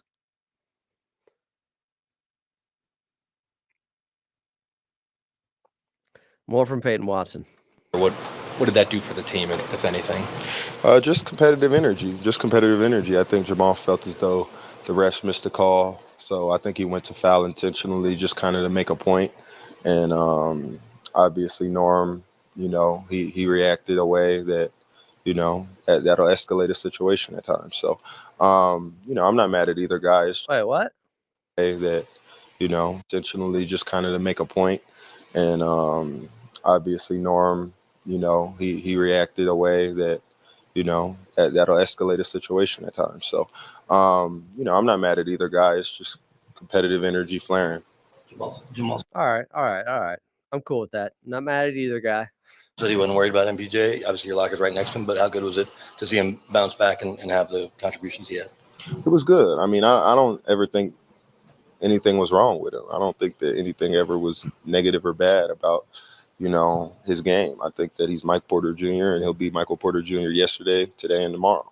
I don't think that anyone's lost confidence in his abilities or what he could do as a ball player, and he's a big key for our team. So it was obviously amazing to see him make some shots. When they're running bodies at Jokic and he's playing these crazy minutes, look, how important is it for guys to step up and still be able to create the right spacing to make shots that kind of give him that freedom? It feels like it's just like every time he gets it, they're sagging and they're doubling, they're running at him. How important is it for other guys to step up and be able to make shots? I mean, it's super important. This is a game. This is the stupid shit we got to stop with.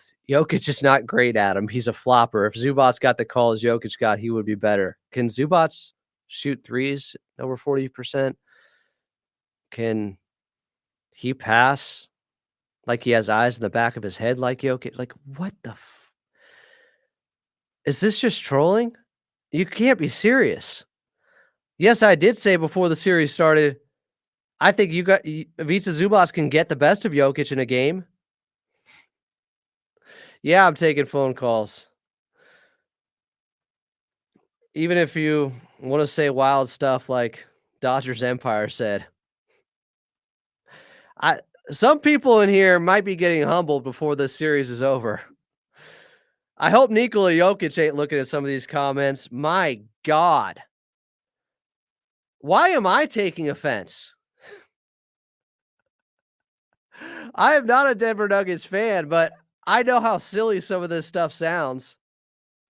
Oh, yes, he had one game with 7 turnovers. That discounts years of elite playmaking by Nikola Jokic. That's it. One game. We're done. Timeout. First of all, I'm a Giants fan. I ain't got time for this brain melting stuff. I'm tired. I couldn't sleep last night. Kawhi had me up like that.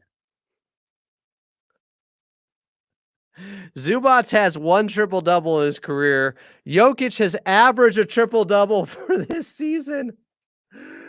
Welcome into Clippers Talk. You're on with Adam Moslin. What's your name? Where are you calling from? Dear God, help me, please.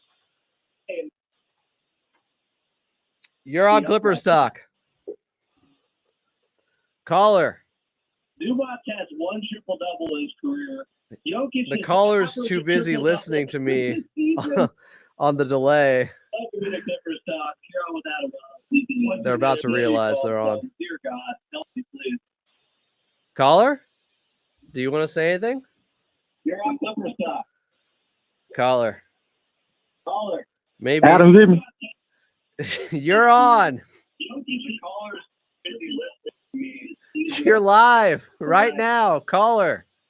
Person that is holding the phone that called into Clippers Talk. You're on. Come on. Adam, you hear me? Yeah, I hear you. Adam. Oh, you know what? It's fucking my fault. Somebody punched up a weird button. You're on Clippers Talk. What's your name? Where are you calling from? My bad. What's good, Adam? This is Caleb from St. Louis. I think we had the same issue about like last week. I should have checked the board. People come in here, they switch up the board, they push some buttons. Now I gotta switch it up. I'm sorry. It's totally my fault.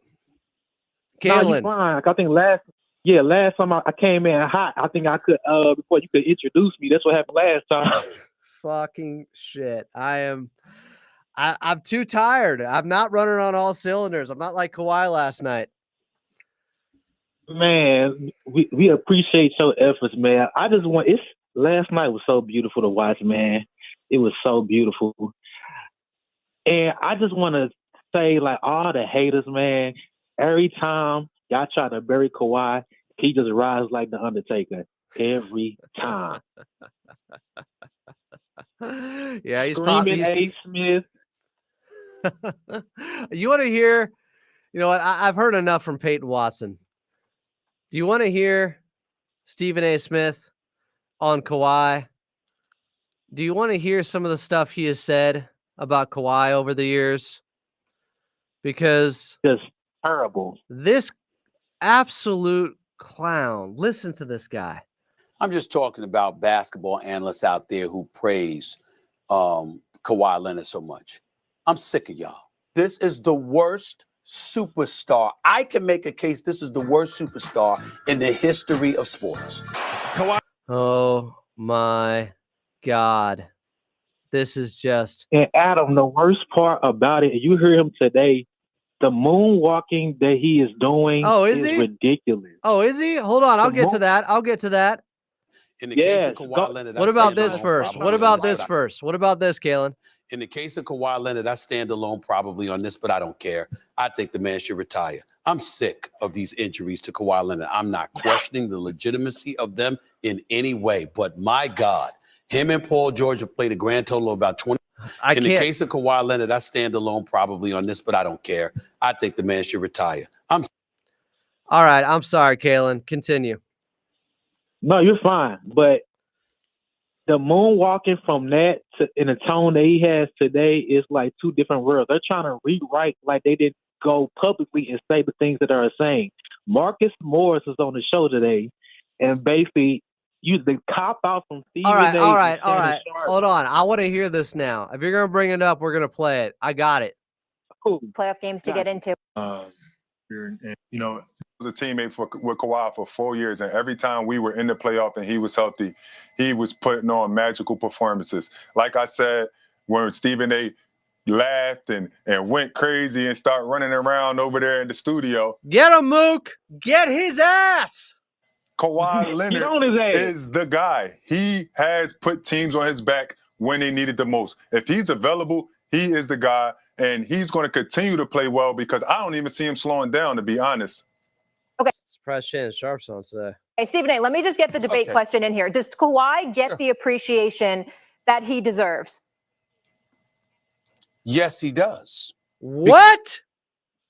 Oh, my God. This guy's doubling down. Because, see, what happens is when you're his teammate and you're not neutral and you're a bit biased, of course you're James Harden, you will say what you would say, and you're Marcus Morris, and you will clap the way that you did. What did they say that wasn't facts? When he's healthy, he's magical in the playoffs. What did they say? Like, you don't have to be his teammate to recognize that. No, I was his teammate. Hold on. You was his teammate. You were his teammate. That's right. Marcus, James Harden, let me speak to both of you directly and all you Kawhi Leonard lovers out there. You have to quote people accurately. We just fucking did. We just played your audio on what you said about him, Stephen A. We quoted you accurately. We played your audio. When James Harden talks about all the hate, he's right about that. James Harden wasn't wrong with what he said. Okay. But you got to contextualize it properly. Anybody who watches basketball knows how sensational Kawhi Leonard is. But that's yet you said he should retire. Where the hate comes in because of the lack of availability spanning years. He can't. How logical is that? Hate on a guy who has had chronic knee issues, has worked through it to get back to playing at this high of a level, and you think that's a reason to hate? Or you need to present the context of why that was okay? That's not even a tone. That's not even a tone you presented yourself with, though. So they're just trying to rewrite the whole narrative. You're right. Let's hear more, Kalen. into these playoffs having missed 15 of the Clippers' last 19 playoff games. We know what Kawhi Leonard is when he's available. We saw him win a finals. Then why did you argue that he's not the most feared guy? That you acted like it was ridiculous when Marcus Morris said that last week, that he's the most feared guy. You acted like it was ridiculous. Now you're like, we know what he's like when he's healthy. What? 18 playoff games. We know what Kawhi Leonard is when he's available. We saw him win a finals MVP when he was in San Antonio. We saw him win another finals MVP when he was in Toronto. Thanks for catching us up on history. Get to the point. Who has ever questioned the greatness of Kawhi Leonard? You just did last week. You. What? Once he's been on the basketball court. That answer is no one. What we lamented was the fact that he was always injured. Now, Marcus and James Harden, you're absolutely right as teammates. Guess what? If he were my teammate, I'd be the same way about him. I'd come to his defense because the brother attempted 15 shots in game 1 and made 15 in game 2. Shoot damn near 80% from the field. He was sensational last night. And guess what? To watch him play, watching him run up and down the court, A guy you said should have retired. Own it. You said he should retire. Own it. You have a right to salivate, to crave that from him more often. His absence of availability through no fault of his own. He got injured. We get all of that. It's not like the man was faking injuries. But the reality was... That's what you insinuated. Yeah, he has. He has. When he said he could get... We don't even know when he got hurt when he walked off the court in game 2 against Phoenix. We don't even know when he got hurt. You know, we ain't seen it. He just dropped 38 and he was gone. Yep. He did infer, and we don't even know what happened. Is that there was such a flagrant lack of availability. That's why we said what we said about him. Flagrant lack of logic happening right now. It didn't stop him from blackmailing the Clippers. Yo, get Paul George here. Otherwise, I'm going to go sign with the Lakers. It didn't stop him from getting all the perks that came with it. What we said was when Paul George got hurt, we flagrantly saw what that injury is. We wondered whether his career was over when he got injured, for crying out loud, because of the way he came down on his knee. We saw it. Is that him covering for this is asinine. Kawhi Leonard dropped 38 one game, 31 another, walk off the court, look perfectly fine. And then the next day we learn he out for the rest of the playoffs. There he goes again. Damn, what the hell's going on here? There's nothing wrong with people going like this. Damn it, damn it, damn it. He's so great. I want to see him. I'm tired of him being unavailable. That's all it has been with Kawhi Leonard. Nothing else. No. It has been extra. You told an athlete he should retire. What right do you have to say somebody else's career should end right now? So James Harden and Marcus, I appreciate where y'all coming from. But if y'all gonna come at people for throwing shade on Kawhi Leonard, let's just be accurate. All we were saying is, damn, you great. We really, really want to see you out on that court because with you. That's not all you were saying. That's not all you were saying. This is absolute cap. The Clippers could win a championship. Without you, they have no chance. That's the bottom line. Now I got to hear from Shannon. Stephen A., I agree with everything you just said. Oh, God. I don't know how many of you guys have had, Marcus, I don't know if you've ever had a regular job, but my boss used to say, you know that Sharp, he a good hard worker when I can get him to come to work. Kawhi's a good. That is a terrible parallel. Kawhi not being able to come to work is because he's incapable of doing the work because he's injured. That is a terrible analogy. Yeah, I don't know what I can get him to come play basketball. How am I supposed to give you credit if you're sitting on the sideline in street clothes and your team is out there fighting, trying to advance in the playoffs, trying to win a championship? Stop presenting this like he doesn't want to play. Stephen A. spoke to this. He won an NBA, he won a finals MVP in San Antonio. He couldn't have been no more than 23, 24 years of age. Then he turns around and then he wins another finals MVP in Toronto after joining the Raptors halfway through the season. There's no denying his greatness. Guess what? How he was rewarded with that. Not only does he have 2 finals MVPs, not only does he have 2 defensive players of the year, he was named one of the 75 greatest players in NBA history. Is that not appreciation enough? But let me digress.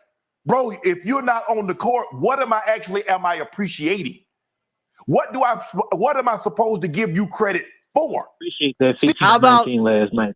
for when he comes back and puts on a performance like that? Yes, last night, Kalen, you appreciate a guy that has fought through all these injuries to get back to looking like the same player. They should know. Shannon should definitely know better. This is remarkable. Like, when have you ever seen a guy with as many history with an injury history as Kawhi Leonard in sports? Not just in basketball, in sports, somebody who's been through as much as he has that comes back and damn near looks exactly the same. When have you ever seen anything like that? How can you not appreciate that part of it? Out of all the Grant Hills, the Penny Hardaways, the Derrick Roses, right? Kawhi is a what if, but he's already accomplished. His what if is how great he actually may have been. He could have been in the GOAT conversation. There's an alternate universe where Kawhi maybe has 4 or 5 rings possibly by now. Oh yeah, I don't think that's a stretch at all that he would have 2 more rings at least if he wasn't dealing with all these injuries. I know they're winning in 2021 if he doesn't tear his ACL. Yeah, we're getting the Suns out of there. All right, Kalen, you got anything else to say? They're getting the Suns out of there in 2021. I agree with you. Anything else about last night?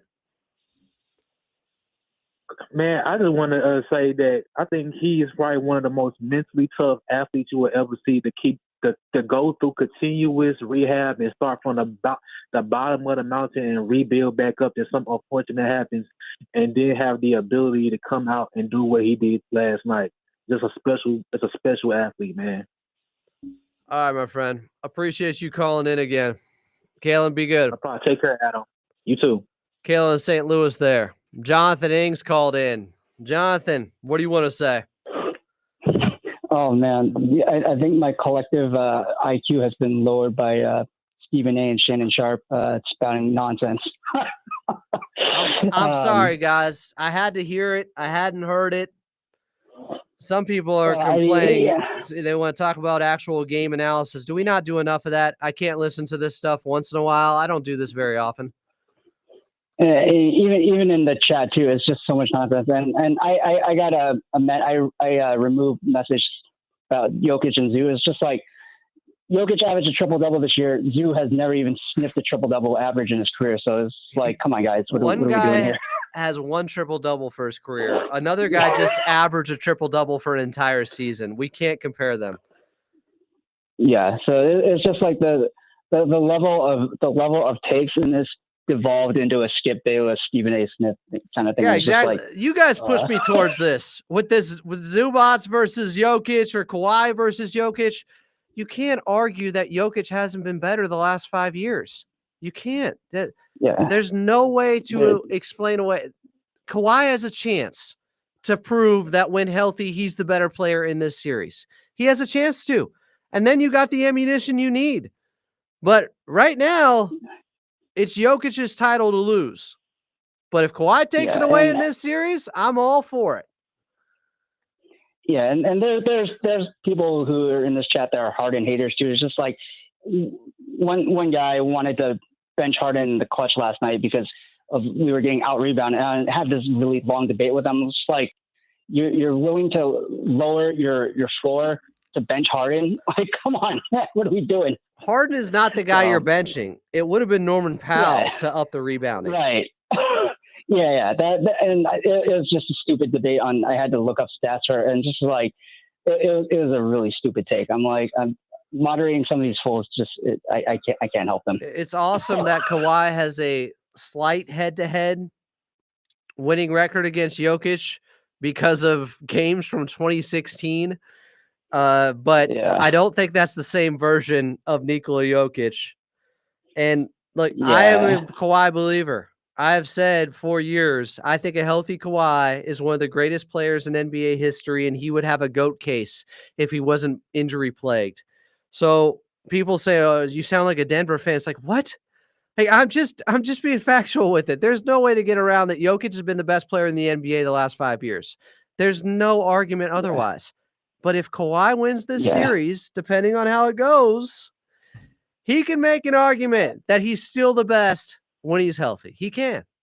I just think too many people here on the chat don't have a healthy fear of opposing teams' players. No. Like Luka, I fear more because of his ability to create with dribbling. But Jokic is probably number 2 in players I fear the most, just because of how their high basketball IQ. No matter what your defense is, will pick apart your defense because of his court vision and his overall ability to make plays and hit shots. Like you can have the best defense in the world, but for a player like that, who's that smart, will completely pick apart your defense. I get being frustrated with the flopping. I played a clip. It's Yeah. getting bad. yeah. It's getting real bad. I got a ton of respect for Jokic, but he's doing himself a disservice. But then again, if they're going to call it, I guess you should do it, right?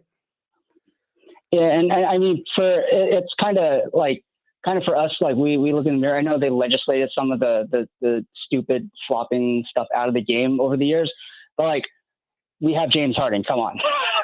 I've said that too. Pot meet kettle. Pot meet kettle. Yeah. Yeah. But I gotta say, some of these Jokic floppers. flops there's some all-timers going on right now. Yeah, no, I agree. To go back to the game analysis, I think Harden didn't exactly Harden had a solid game, but he didn't play that great either. Like he had a slow start and picked it up towards the end. I think he's due for another good game in Game 3. And I know I don't expect Kawhi to have that ridiculous godlike level of efficiency again, but he'll still be good. Bogey and Norm will play better, hopefully, because being at home. And then I like Ben Simmons on that pick and roll with, I think it was Kawhi, where he got that layup last night. Like Clavon says, you got to put it up. He's got to. I would like Ben Simmons to take maybe like 3 to 4 shots a game or something like that. At least something to keep the defense honest, because I think it was a good start, and his defense on Jokic has been really good. But I think it'll help open up the floor on if he decides to be a little more aggressive offensively. Put it up, Ben! I agree with you. I think Ben was good in Game 1 too. I think he was solid. I think he's done his job so far. He's played his role. I'm very happy with the way Ben Simmons has looked. He looks engaged in this series. There's a competitive spirit about him that I really like seeing, because the box score is not going to do him justice. It's going to be all the little things that he does out there. That's what you have to watch. Watch film.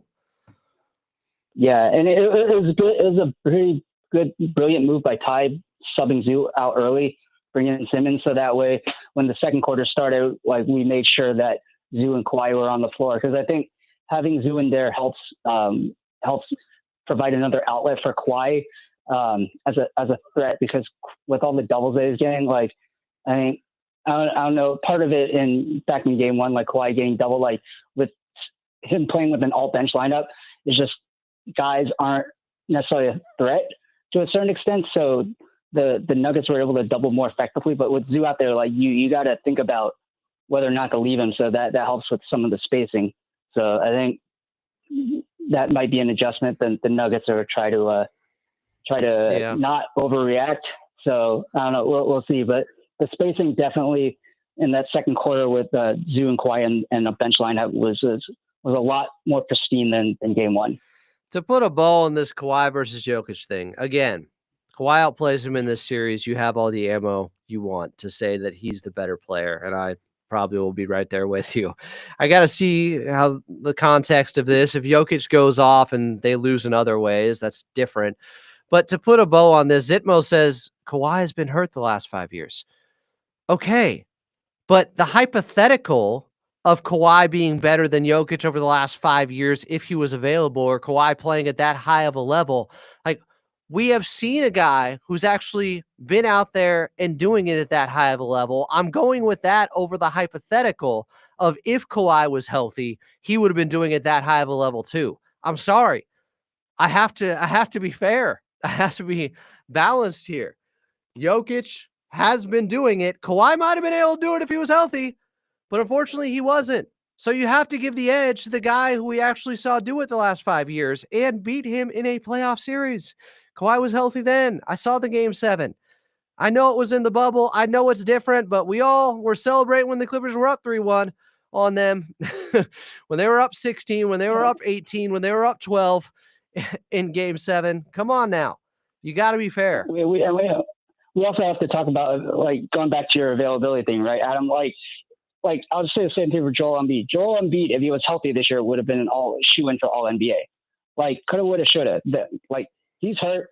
Kawhi missed over half the season. Like, he's the best ability is your availability, and if you're not available, like, you can only roll out the guys who are able to play. Well, and the truth is also, when Kawhi's available, he doesn't push things as much in the regular season like Jokic does. He doesn't. Kawhi has more levels and gears that he finds later on. Jokic has consistently just been at such a high level for so long. We're talking like 400 games. Like, there's too much evidence that he's been the best player in the NBA the last 5 years. I can't get around that. But if Kawhi outplays him in this series, you guys, I think I'll be right there with you, that Kawhi is the better player. Right. But we got to see it. This is going to be a tight, close series. Look at the first 2 games. That's all I'm saying. Yeah. There's also levels to this, right? Like, Jokic is one of the ultimate floor raisers. Like, going back to the whole conversation on their on-off point differential and offensive rating, like, Jokic will raise your floor. Kawhi is more of a ceiling raiser. He's not going to be able to raise your floor in the way that a Luka or Harden or Jokic will raise your floor. So I think we have to put that in perspective. And that's why Kawhi is as great as he is, because he's one of the best playoff risers in the history of the game. Yes. And there are not 10 better players. Are there 10 better guys in the history of basketball in a 7-game series than Kawhi? I'd have to dig it, but I don't think so. I don't think so either. Not from at least what I've seen in my lifetime. There aren't. But yeah, so. Jokic is also an all-time playoff performer is the problem here, guys. Yep. People are like, why are you bashing our guy? I'm bashing Kawhi. I'm praising Jokic. I'm saying he has the body of work the last 5 years where you easily make the argument that he has been the best player over the last 5 years. That doesn't mean Kawhi, healthy in this series, can't outplay him and take that title, that he's still the best when he's healthy. But we got to see it. We got to actually see it. So here's the thing with me. I'm not a player stan by any stretch of the imagination. Like, I'm a fan of the Clippers, and I feel like I can objectively analyze a player's game. Like, my favorite player in the game has been LeBron for the most part. All the other drama off the court issues aside, like LeBron's literally my favorite player because I grew up watching him. But I think I can objectively say, like, especially for Harden, like, I didn't like Harden at all, like, throughout his entire career because of just his play style annoys me to no end. But in terms of just this year, like, Harden's been really good and we've needed his production. There's a difference between disliking someone's style of play and their game, but saying that they're really important. Just like we can praise other players and objectively recognize even our best players. Like, there's no such thing as a perfect player. Like, LeBron might be the closest to any perfect type of player that we've ever had, but he still had his own flaws. So it's just, we're not downplaying anybody else to raise up someone else. Like, that's not what it is. Like, we're just comparing players, apples and oranges, to weaknesses, and then it's just the whole narrative on number of rings versus accomplishments. Like, yeah, Charles Barkley is still one of the best players of all time, but he ran into Michael Jordan and the Bulls. Like, right. Like, you're a victim. You're a victim of your era sometimes. I think James Harden was a victim of having to go up against the Golden State Warriors with KD. Otherwise, he has a ring. Yep. City Clippers too. You got to respect your opponent and know what you're getting into, because it makes the Clippers win even more impressive. If you win this series against Jokic, it makes it even more impressive because of how great he is. This is the point here. This is, I said it before the series started. I felt like this would be Clippers versus San Antonio 2015. That type of first round series where both teams are so good that it feels like a Western Conference Finals matchup. But for those who are just not listening, look at the offensive rating as I share the screen when Jokic is on the floor versus off the floor. I've never seen anything like this. They go from an offensive rating of 125.6 to 104.1 when he's off the floor.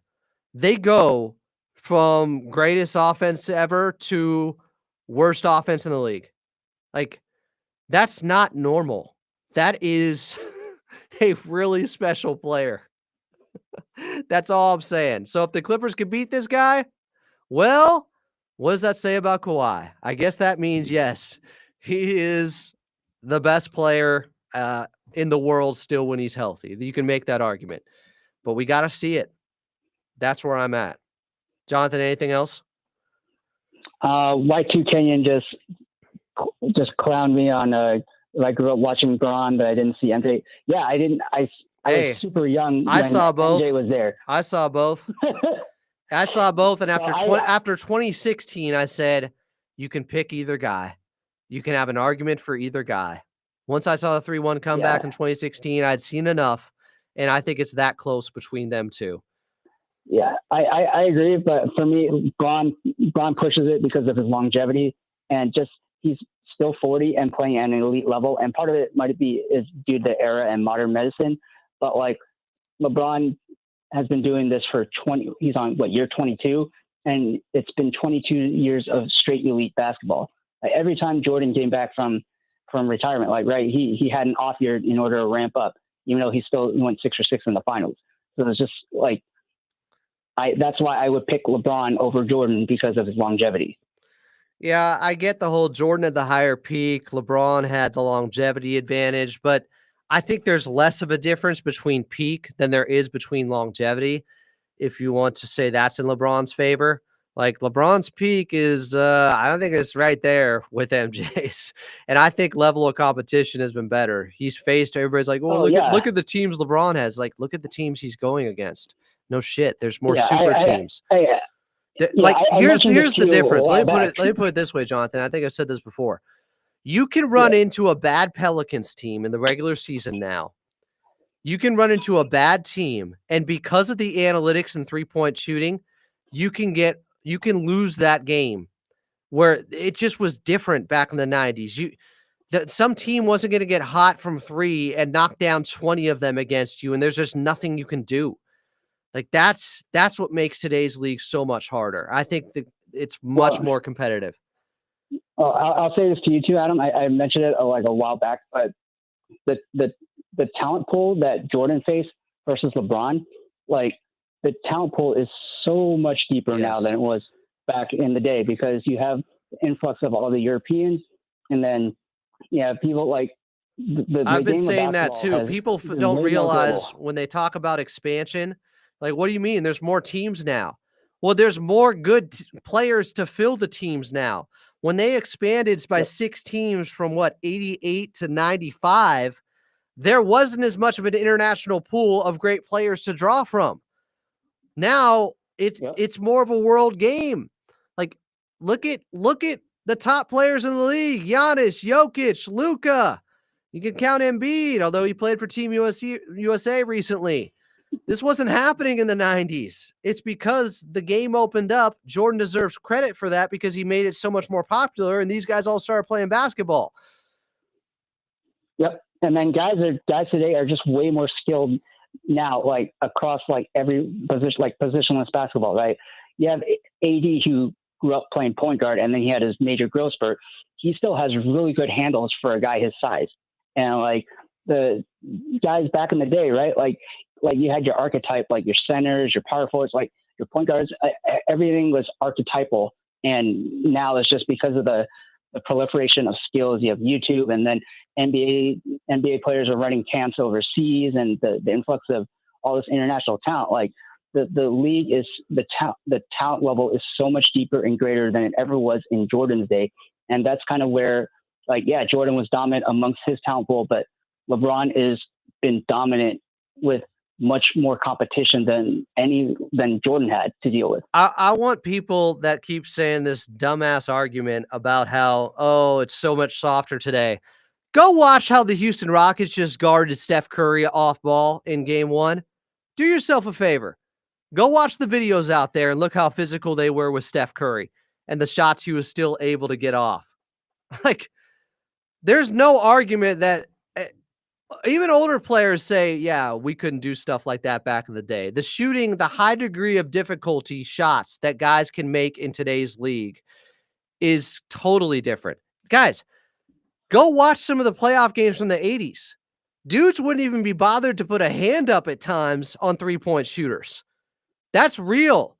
Jordan in 93 at times against the Phoenix Suns would just like run back instead of even putting a hand up on a three-point shooter. Like, you have to guard everything now, every space on the floor, because guys, they're hitting everything. It's so much tougher now to win in today's game.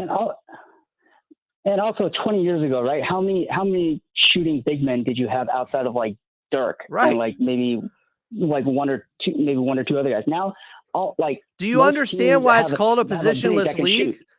It's called a positionless league because you have to do everything now. Because a big man can do everything. I don't understand it. People just want to defend their era and believe that they watched basketball when it was at its peak. It turns out the game is going to continue to get better as things always advance like that. Players continue to get better. It's crazy to me. If you go back and watch full games and not just highlights, and I could do this at some point, but I don't want to go too far down this road. You go back and watch full games instead of highlights.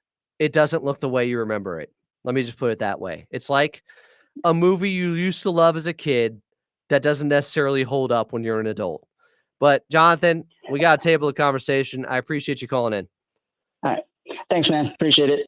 Be good. We got another caller here, 877-520-1150, 877-520-1150. What's your name? Where are you calling from? You're on Clippers Talk.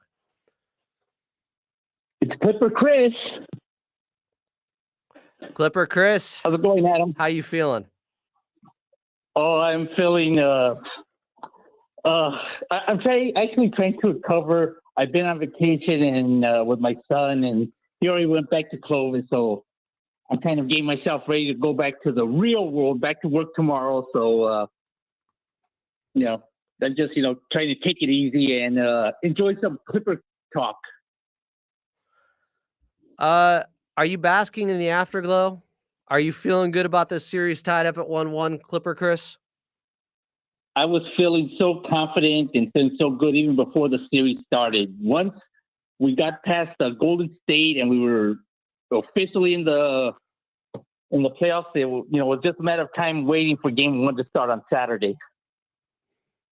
I'm excited. I'm very excited for Thursday, game 3. I can't wait. It's going to be electric at Intuit Dome. We are going to be blessed with just the best. I think it's going to be. Imagine it's like. No, go ahead, Chris. Yeah, I'm just thinking. My seats are on the wall, and it's like, okay, we gotta, bring that energy and make as much noise to distract the Nuggets. I think they'll be able to. The wall has been effective all season long. I think they'll be able to. Chris, anything else? Yeah. So one thing, I haven't mentioned to you. Last Labor Day, I went to Vegas with my son. We went to go see 21 Pilots, and when I was there, I usually go there for to make Super Bowl bets, and I didn't make one. But the one bet I did make, I have 90-1 odds on the Clippers. Well, you're a wise man because they have a chance. They have a chance. They got everything. But first, you got to find a way to beat Nikola Jokic and the Denver Nuggets in this first round series. As the old saying goes, one game at a time. All right. I like it, Chris. Appreciate you. Be good, okay? Yeah. So I'll call back tomorrow. You know we'll be podcasting tomorrow too. Today was 200 days straight of Clippers talk. Thanks for calling in, Chris, and being a regular here. Okay. Have a good day, Adam. You too. 877-520-1150 is the phone number if you guys want to get on. I just want to show you guys something for people that think, oh, it was so different. It was so much more physical. Here's a playoff game from 1995. And that whole hand checking thing is a complete lie. It's always been a judgment call. And here's proof. Jordan versus Charlotte in 1995. They're calling ticky-tack weak hand check calls. And Hershey Hawkins will be called for the hand check. Michael with a post up. Morning comes over to help, and a foul, a holding call on Hershey Hawkins. A minute remaining. Michael stops, and thought I heard a whistle. Yeah, I did. Foul on David Wingate. Well, that could be a phantom foul that time. I didn't really see that, but MJ, and there's a hand check foul. No shot, they say, Hugh Evans. Hand check foul. Both start with two guards high. Bushler wants Michael down low, and a foul called on David Wingate. Four. That's enough. He can shoot it now, huh? And there's the foul. You're right. He may be a little bit winded.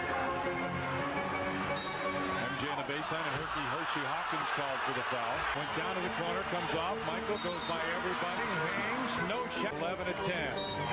And a foul on Hershey Hawkins. It's always been exaggerated. It's always 10 clips of the Detroit Pistons over and over again, recycled, knocking Jordan to the floor, and everybody acts like that's how basketball was played all the time back then. It's never been true. When you go back and watch full games, it looks completely different. And people saying, really, one game is proof? Was hand checking legal or not? Y'all said it was legal back then. So yes, one game completely can disprove whether or not it was legal. The truth is, it's always been a judgment call. I mean, this stuff, those calls are so soft. Go back and watch full games, not just highlights and clips. It'll look very, very different. Miss Shake says, why don't you all talk about Kobe era, Tim Duncan, the Spurs, Ben Wallace, KG? You only talk about one era when trying to prove a point. The team casuals. We can talk about that era too. I think mid-2000s basketball, tough, slow pace of play, but it was pre-3-point revolution. Once guys started hitting threes, now you have to guard far more space out there. People think, oh, it's a lack of defense. No, it's offense and them unlocking the math with three-pointers and stretching the floor and making everyone have to guard far more space. That's what makes today's game so much more difficult than it's ever been. 10 clips of the Hornets where it shows that hand checking was called back then. Y'all said it was so physical. There's an old saying, it's not what you do in life that matters, but how you remember it. And the way people remember some of the defense back then compared to how it was actually played, I mean, it's night and day.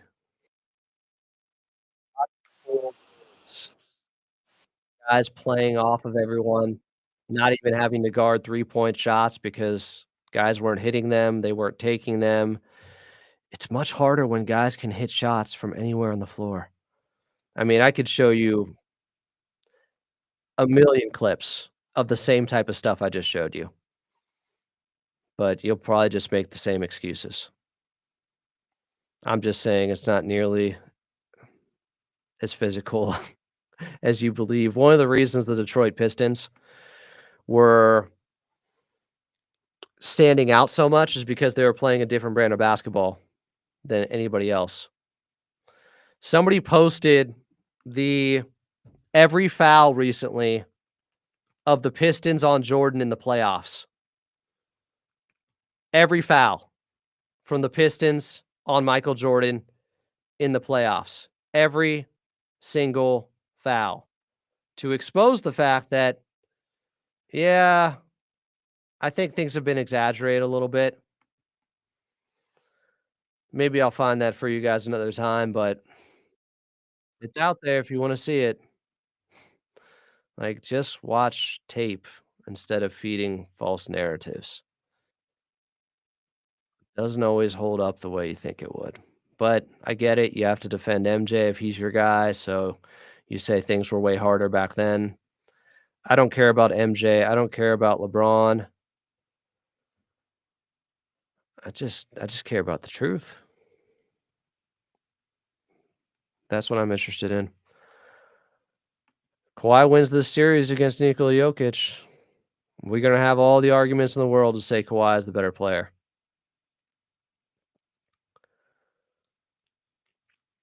All right. I think we've done enough. We've gotten sidetracked for far too long here. My meandering is partially because I'm just tired.